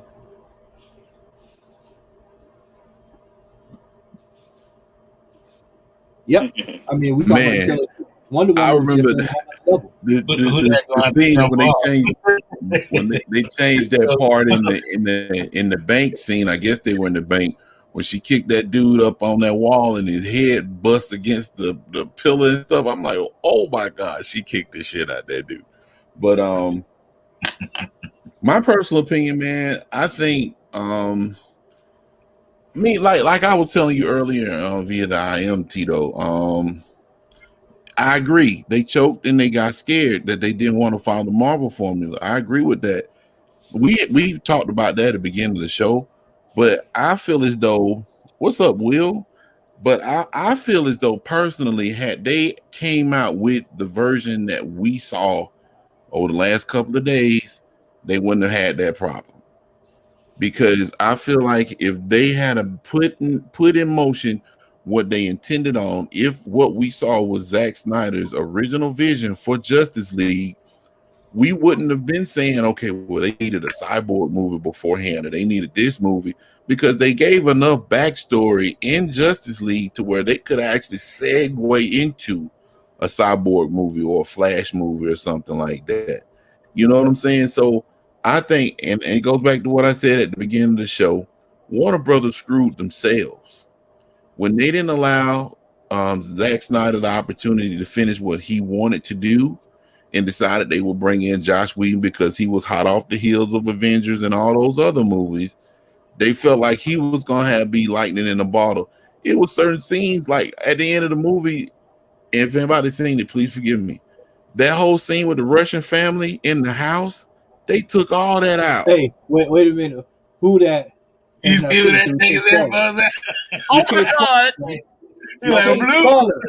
Who that is on the panel? Thank you. I'm sorry. Yeah. I'm sorry. Who that? All right, we done. Okay, it's going back. It's going back to non-spoilers. It's going back to non-spoilers. We coming over. We moving to the next topic. Oh shit! Don't tell me that's going to be in the comic book day. Hold on. Go back to that right quick. Can I say something about DC really quickly? Yeah, go ahead. The reason why they rushed it, I'm just going to say some numbers. This is why they rushed it when comparing it to Marvel. Avengers Endgame, $2.7 billion. Avengers Infinity War, almost $2.1 billion. Avengers, the regular Avengers, $1.5 billion. Ultron, $1.4 billion. Black Panther, which people forget, $1.3 billion. No. We can keep going on the billions, but they have multiple in the billions. That's why they rushed it. They were money hungry, greed, and they didn't concentrate, and they just thought they would give people superheroes with no context, and we would enjoy it and just go see it, which we did go see it almost to $800 million plus for the, I think it was the original Justice League, if I'm not mistaken, or it might have been Batman v Superman. I can't remember which one got 800. But when you did the numbers for that movie, it lost money. And people are like, how did a movie make $800 million losing money? When you cost $500 million to make the movie, you got to multiply the marketing by like half of the $500 million. So then you get to $750 million, and now you got to pay the actors. So now you're over $800 million, and you're in the red for a movie. So that you were probably, the only way they would have made that movie bank if they'd had to break over $1 billion, and they didn't break it, and they were like scrambling, trying to do things, and that's what happened with DC compared to Marvel. I love movies in general, so I'm not a Marvel. I love, even though Marvel is the moneymaker out of comic books if I want to get certain books. But I love movies in general, and I want all movies to be successful. But if you don't have a plan and you don't stick to that plan, and you don't have somebody kind of focusing you in, narrowing in that plan, like Marvel has with Kevin Feige, and how Star Wars has with what's his name? Who did Iron Man? I can't even think right now, but they got people who are kind of focusing in and keeping this universe, Favreau, and keeping the universe together, having things lined. People are like, oh man, we can't have everything go together. Yes, you can if you have the people with the vision and keep that stuff in line. And you know what else they've done? They've done something a little different from what DC has been doing. If you look at some of the movies they've got, Marvel has hired a lot of directors with little to no experience. And they have been super successful. If they have had little experience, it might have been not in the era, the genre that they're, used to, like the brothers, the Russo brothers. Yeah, Russo brothers. So, but what does DC do? They get, we got to get Matt? Is it Matt? Not Matt. It's Matt Smith, right? They're getting these well-known directors, and you don't always have to do that. You don't always have to do that because they might want to be focused on their vision that it's away from where you want to overall go. The end game, like the movie end game for all these movies. End game was Dark Side, like it should have been, like Avengers and stuff. But it didn't happen because you tried to rush it. So that's all I want to say about it. All right. We are moving away from the Justice League, and we are headed over to what is right around the corner. The full slate of 2021 Free Comic Book Day Gold and Silver titles are revealed. And we're going to scroll down. And we've got Aftershock Comic. We Live the Unknown Journey. Got my boy, Archie past, present, and future fun. And just sometimes you just have enough common sense to know that I might need to pick this one up.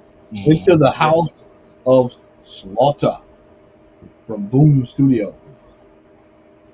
We've got Mighty Rain Origins, also featuring The Witcher. We've got Critical Role in The Witcher. This would be a $5,000 book. They'll be fighting to get this one off the shelves. First appearance on the cover. Yep.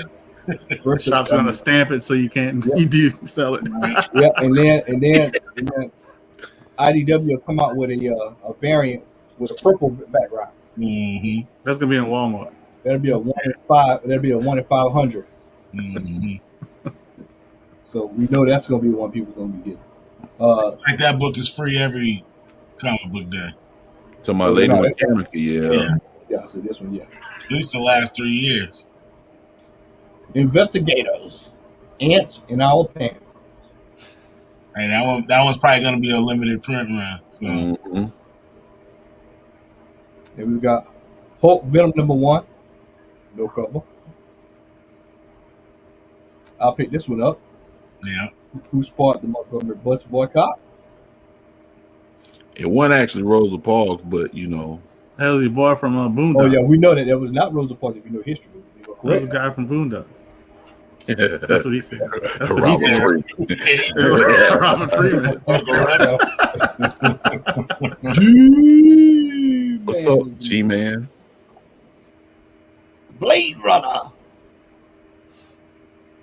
That was a good series, by the way. That last one. Assassin's Creed. Assassin's Creed. Zom 100. Bucket List of the Dead. The Demon Slayer. Kimetsu no Yaiba. We've got Silver Title. We've got Oh, Charlie and Humphrey. I gotta get that. It was local out here on TV when I was growing up. Okay. Charlie and Humphrey right there. They're puppet dogs. They used to teach you lessons and stuff. Oh, yeah? Yeah, they was on TV here in the Bay Area. I'm going to look for that one right there. Captain Harlock. I've been actually looking for issues of that, like now. I couldn't find it. He got a series, though, but yeah, I think it's manga, though. Treese. Unreported Murders. Netflix original anime series, which now make this a $2,500 book. Yep. Unslapped. It's gonna be CGC 9.8 before the book even come out. The Zorro's gonna be good. I think the Zorro's gonna be good because I think it's a female Zorro. All right. Zorro. The Resistance Uprising. That looks interesting. That's nice cover though. Yeah, I was like, that looks interesting. Yeah, that's that kind of catchy. That sounds good. Black and Collected. King of the Golden State knows we're gonna have to raid and get all them books. now that one right there, that's more than likely based after that series called Black, because that's their actually Oh, okay. Yeah, that's their that's their logo, so to speak. But yeah, that's gonna be one of those books. All right, that's definitely pick up. That's the book where black people have superpowers on the earth. Stop. We got Avatar is another one that's always on Free Comic Book Day. Yeah, him and Naruto. Huh? Yep. Trailer Park Boys. As. The Boys. Hero Gap. That's gonna be a $500 book. We've got some Vampy. He's free every comic book day too. Rare Room. He's earning. What's going on there? The Overstreet Guide to Collected Comics. Free Comic Book Day edition. Wasn't there one that they gave out last year? I think they gave out one. I don't remember. I didn't see one out. It was supposed to come out, I think, and with the pandemic, we didn't have it. So. They wouldn't put that out, man. Those store owners don't want you to see them prices. Yeah, they ain't gonna let you see that. They ain't gonna keep all those. You don't know. We're not gonna let you see what that Spider-Man 300 should be going for. The baby school kids, vampires know what polka dots. Allergic. Sonic, another staple of Free Comic Book Day. Stray Dogs. That might be a good one to get. Rent a really shy girlfriend. Okay. That's probably like a manga comic book right there. Yeah. Bountiful Garden.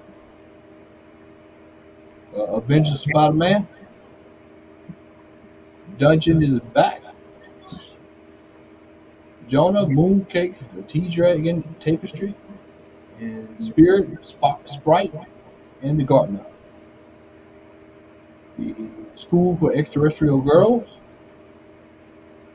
The Smurf Tales. Oh, snap. Judge Dredd Arcade. White Ash. Tales of a Grown-Up Nothing. Gloomhaven. On Tyranny. Life is Strange. That's another staple. You know what? And that character, that's Akira from Rival School. She's actually gonna be DLC for Street Fighter 5. That's probably why they doing that right there. Well, then that's the first appearance on the cover. Then. Yep. Valiant Uprising. Unfinished Corner. Vampire the Masquerade. The Last Kids on Earth. Here go another one. The Edge of Balance. This would be a $2,000 book. Yeah, at least. Kyle's Little Sister.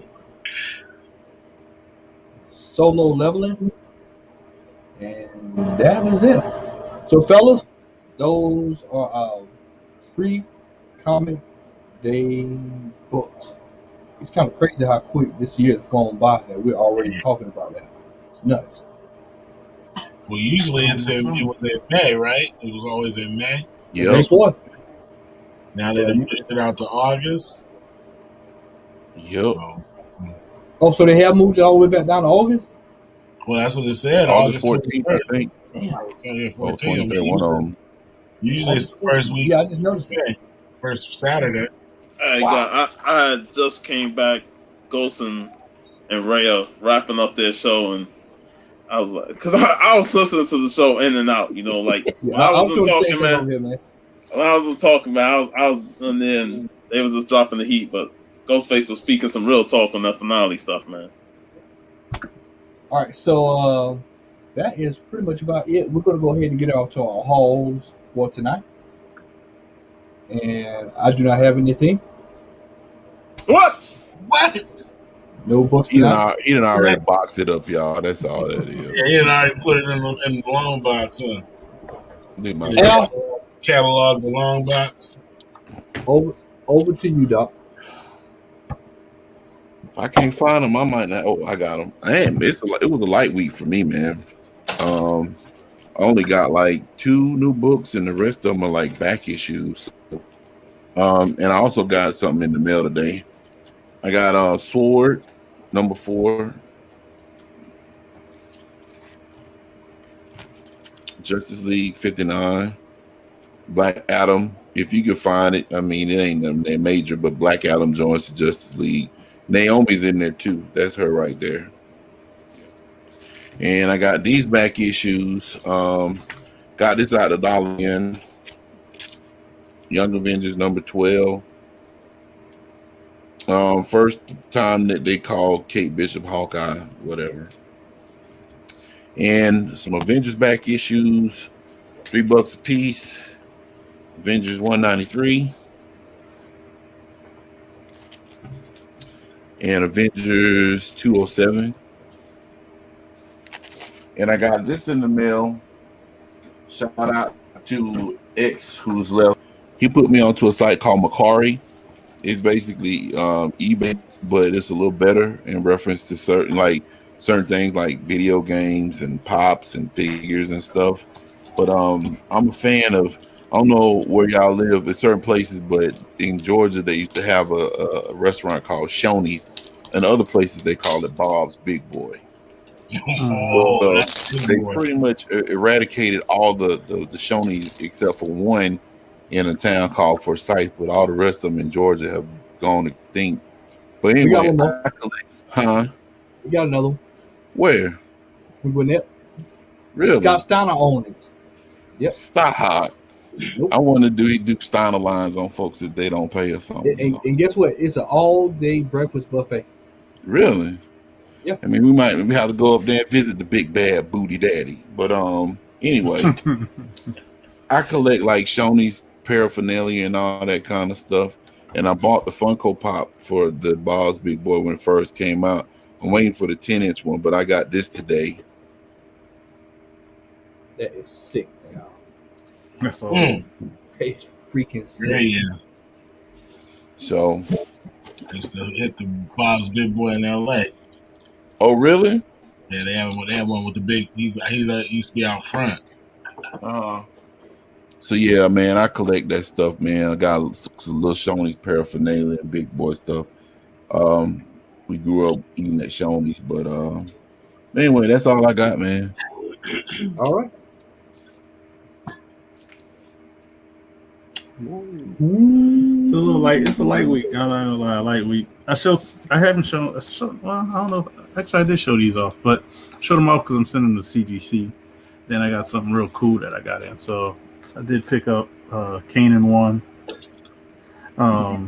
Nice. I've been picking them up at people selling them raw for crazy low prices. I'm gonna get them while I can before it get even crazier. But 9/8 of that is like 300 plus. But I got number 1 of the Scotty Young and the regular cover A, and I got this from a guy on IG. He does claim sales and stuff through Elite Comics 11.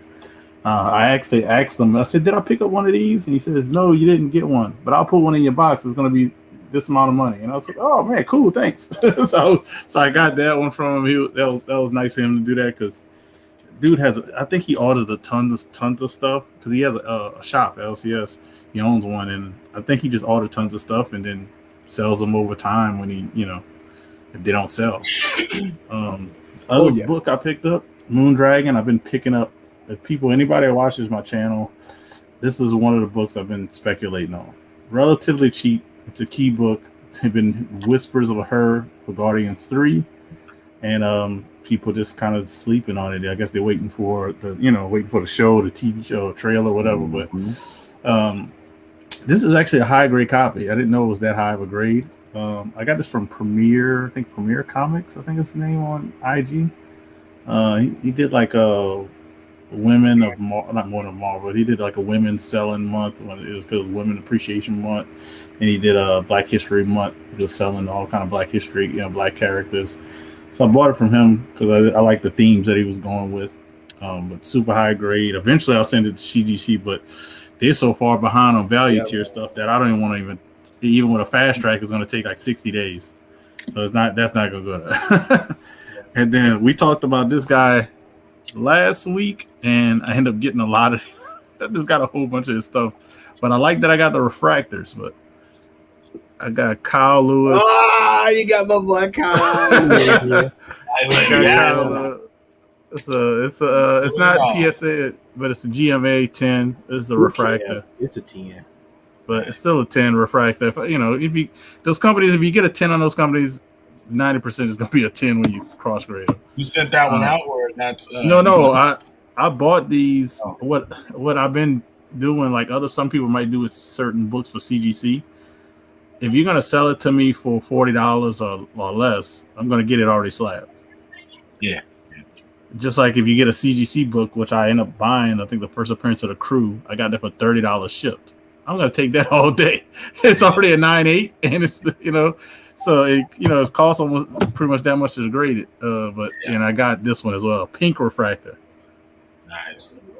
So I'm a big like a lot of people don't know this about me, but I'm a big baseball fan.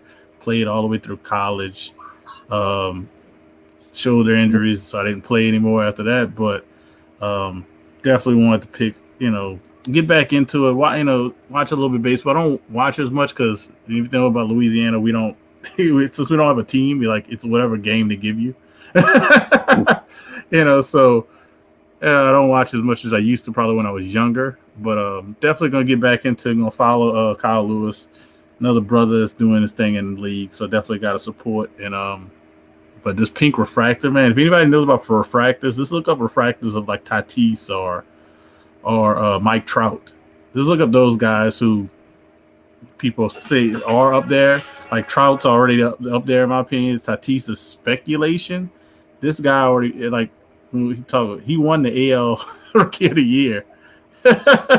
So his stock should already be up there. And I got a theory why it's not, but I'm not going to speak on that because I don't want to upset too many people. But a lot of these people on the panel probably know what I'm saying about the theory about that. But guess what? If this becomes the next Mike Trout, y'all saw it here first, kind of card, then I could retire after he wins the MVP or something like that, takes the Mariners to the playoffs. We'll see what happens. So that's my little mail card. I actually got more of his cards, but I haven't unboxed them yet. So I actually have more. I'm just showing the graded ones I unboxed like earlier in the week. So all right. We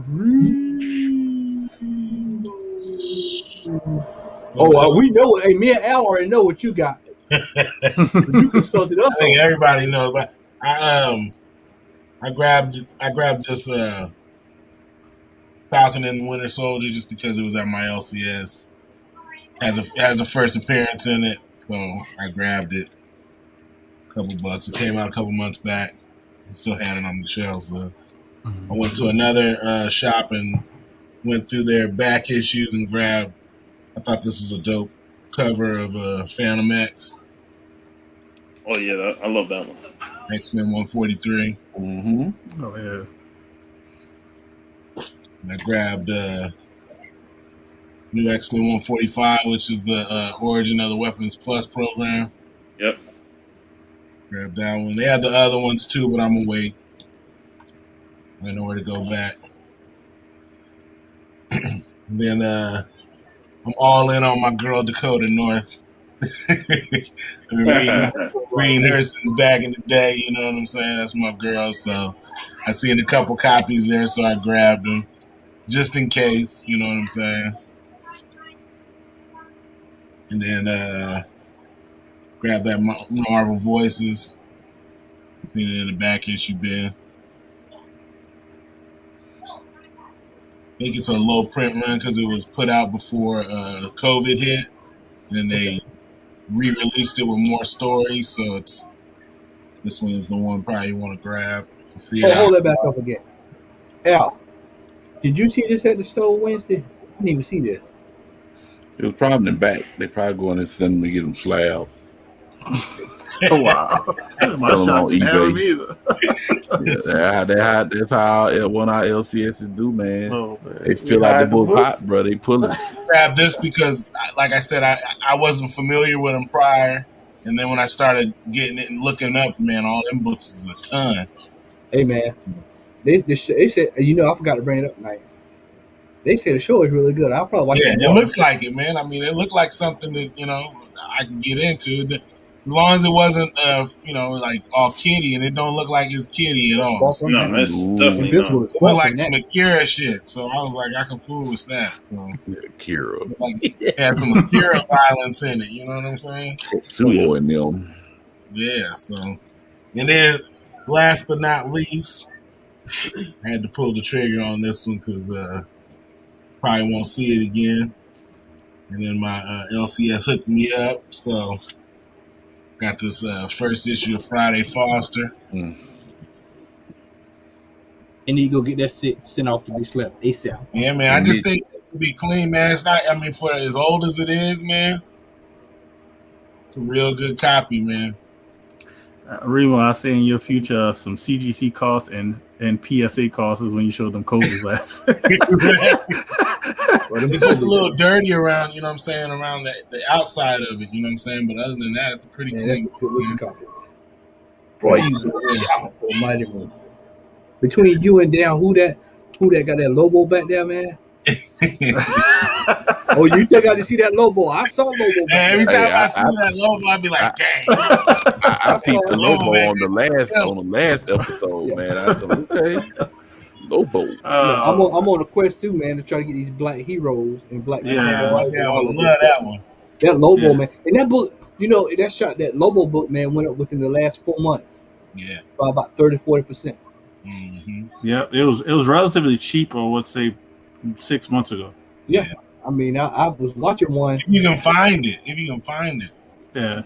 But I'm talking about on eBay. eBay relatively cheap, meaning like, couple $100. Yeah, right. Exactly.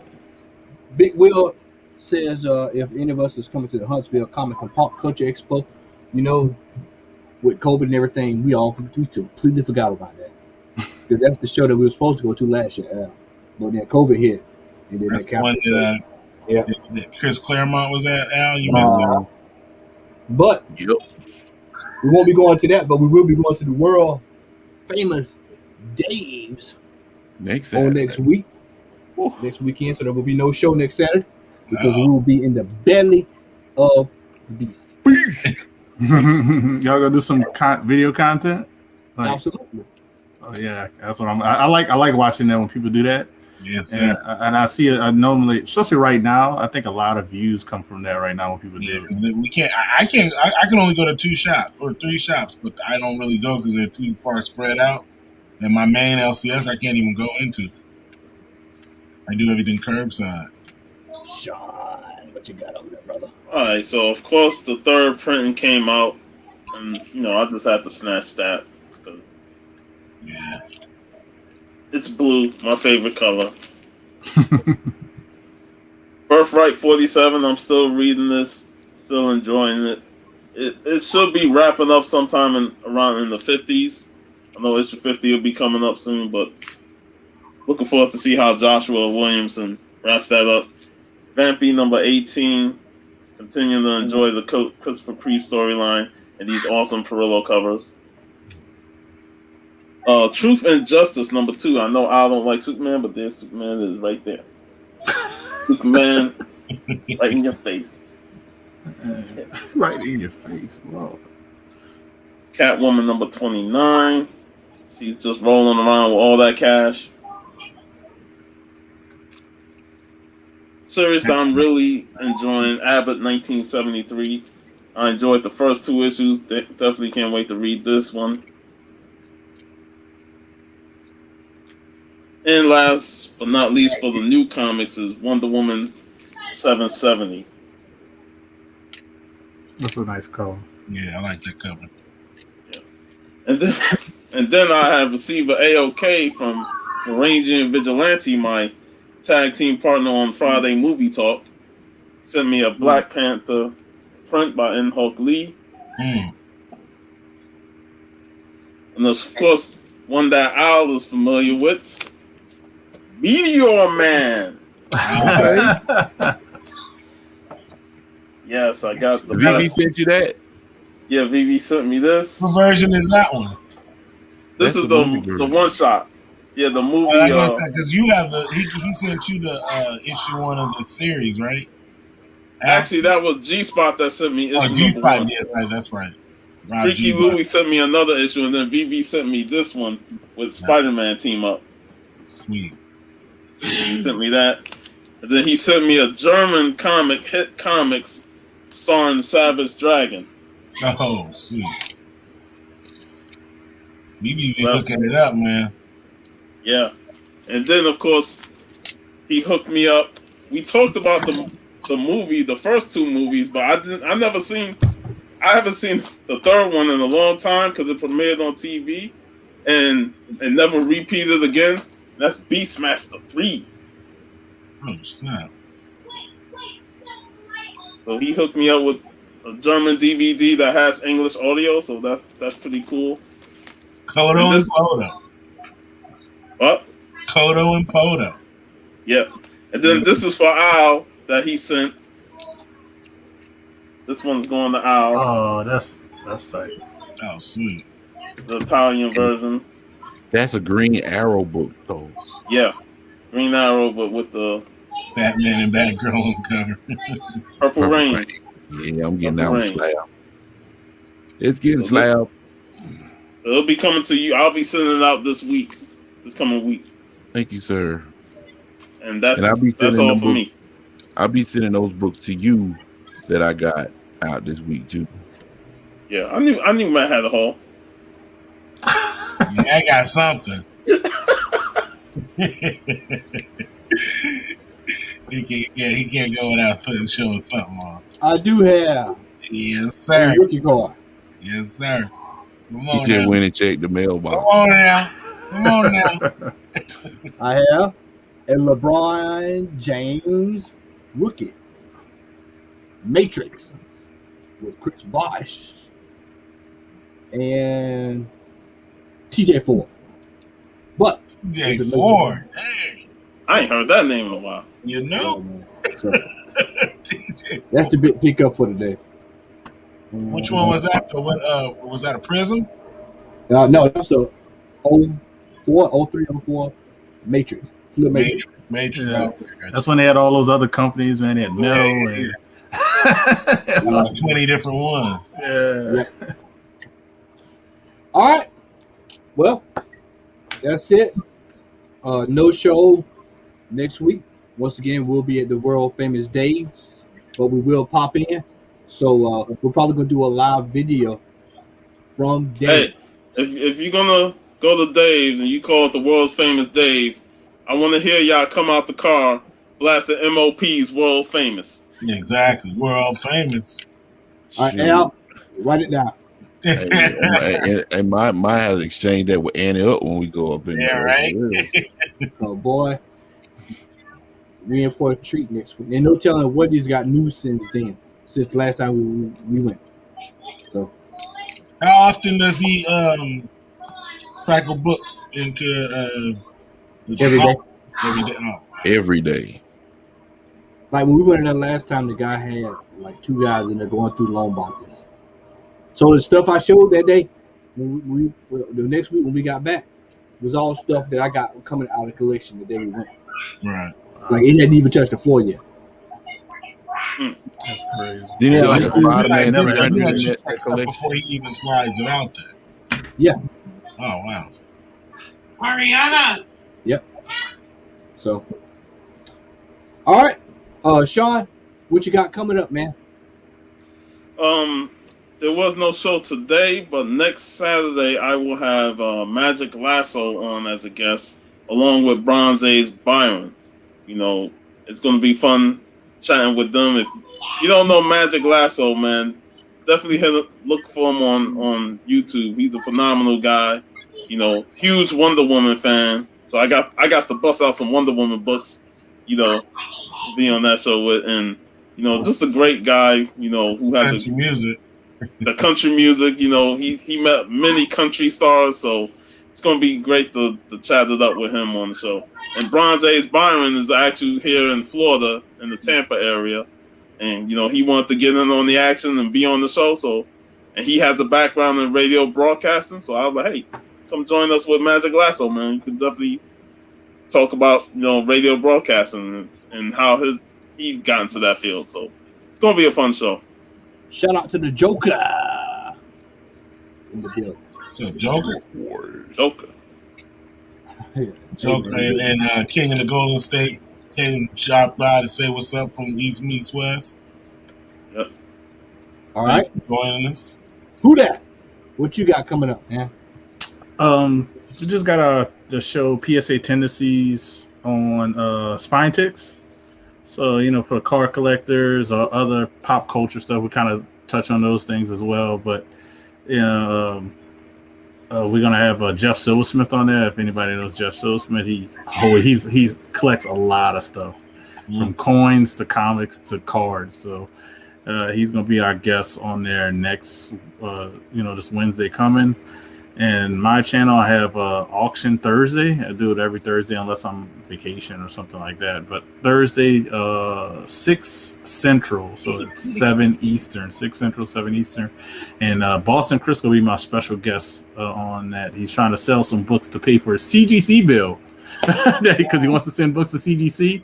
So, and a lot of people starting to take hold to that, sell books to invest in your collection or to pay for it, let it pay for itself. Let the books pay for itself. So that's what he's going to do. So I'm excited for him because he doesn't sell at all. If anybody knows Boston Chris, he is almost reminds me like a splash page comic. He does not sell. So for him selling, it's a big step, and I'm happy that he's going to use that money to fund, when he sends books to CGC, because it's all PC books I think he's sending to CGC. So he's gonna be my special guest Thursday, and I think that's all I got, man. So, but I do appreciate. I love hanging out with you guys. Love talking this comics, movies, TV show, man. It's like I always used to watch you guys when I was working shift work, because it's a perfect thing to watch on the phone and just listen. So I'm happy I have more time, and I'm happy you guys are kindly enough to invite me to jump on, because I like talking to more people like me on this show. We've heard that with someone before. Say no more. There was a guy on this panel that said that without saying much. Hey, who that, man? If you wasn't working shift work on Saturday, man, you be joining us every Saturday. Oh yeah. But hey, I'm not working shift work no more. I'm off every weekend. That's why I've been watching and jumping in the chat now. So I'm just Monday through Friday now. Monday through Friday, so it's like, hey, Rob is gonna take them with him. Rob's taking his collection with him. Hey, they are still on, but Stranger Comics got an auction. God, the price! I see somebody is bidding for a Stranger Comics book $12,000, bro. Is it on IG or YouTube? YouTube. He's been on for 9 hours. I was like, yo, people using that STEMI money, man. Yeah, he was on STEMI, that's PPP last night. Go ahead, Al. Hey, I got a STEMI story. I went to there's a Burlington coat factory here in Macon, and typically this Burlington coat factory. I like Burlington Coat Factory. I ain't gonna lie. I just already know that it was. I'm just saying though. I mean, it was so many people in the I thought the ghost of Michael Jackson was in there signing autographs. Everybody getting them coats, buying suits. Man, I went to the counter. Right, I bought a couple of shirts, some shorts and stuff, and I went to the counter, and the lady that I went to, she saw me. She said, "How you doing? I said, I'm good. How you doing, ma'am?" She said. She said, "Baby, I'm tired of all these folks now spending this stimulus money. I'm just so sick of these folks, man. I'm ready to go home."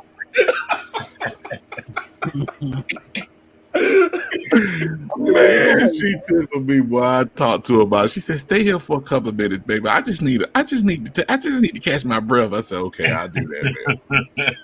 She was funny. It was hilarious, man. Whatever, man. Them lines at Burlington be wrapped around, boy. But this line, I mean, man, it was a melting pot in there. You saw everybody up in there, boy. I'm talking about.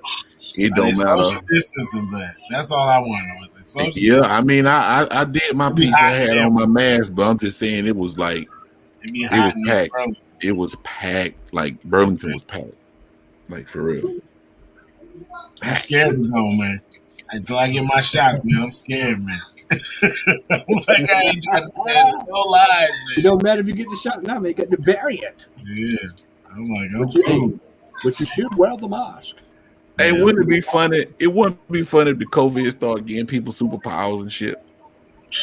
What was that? Was that on that Netflix film or when they took the medicine and they get powers for, was it 20 minutes or something like that? You know what I'm thinking about? I'm thinking about Limitless, but yeah, I think I know what you're talking about. No, the one with Jamie Foxx. Remember they take power. Oh yeah. I didn't see that one. I don't know how good. Couldn't watch it, man. I was like, wake up, man, and you look at your hand and you see through it and shit. Like, oh yeah, right. It's a wrap, boy. I can either be a perv or I could do good or something. Yeah, right. All right. Well, with that, we are off for a week, and we will be back with more Comic Hall and Roundtable discussion. Make sure you like, share, subscribe. Make sure you check out Stay Puft 1983. Make sure you check out Who That Comics, and also make sure you follow Dusty Break Brown. And I was just looking over to my right and saw that Ghostface Killer and Raekwon have wrapped for the night. Them old ass men tired as hell. You know they tired. You know. Hey, look who just jumped in the chat. Yeah, I see you. The last minute, right? At the buzzer. Yeah, he's in the building.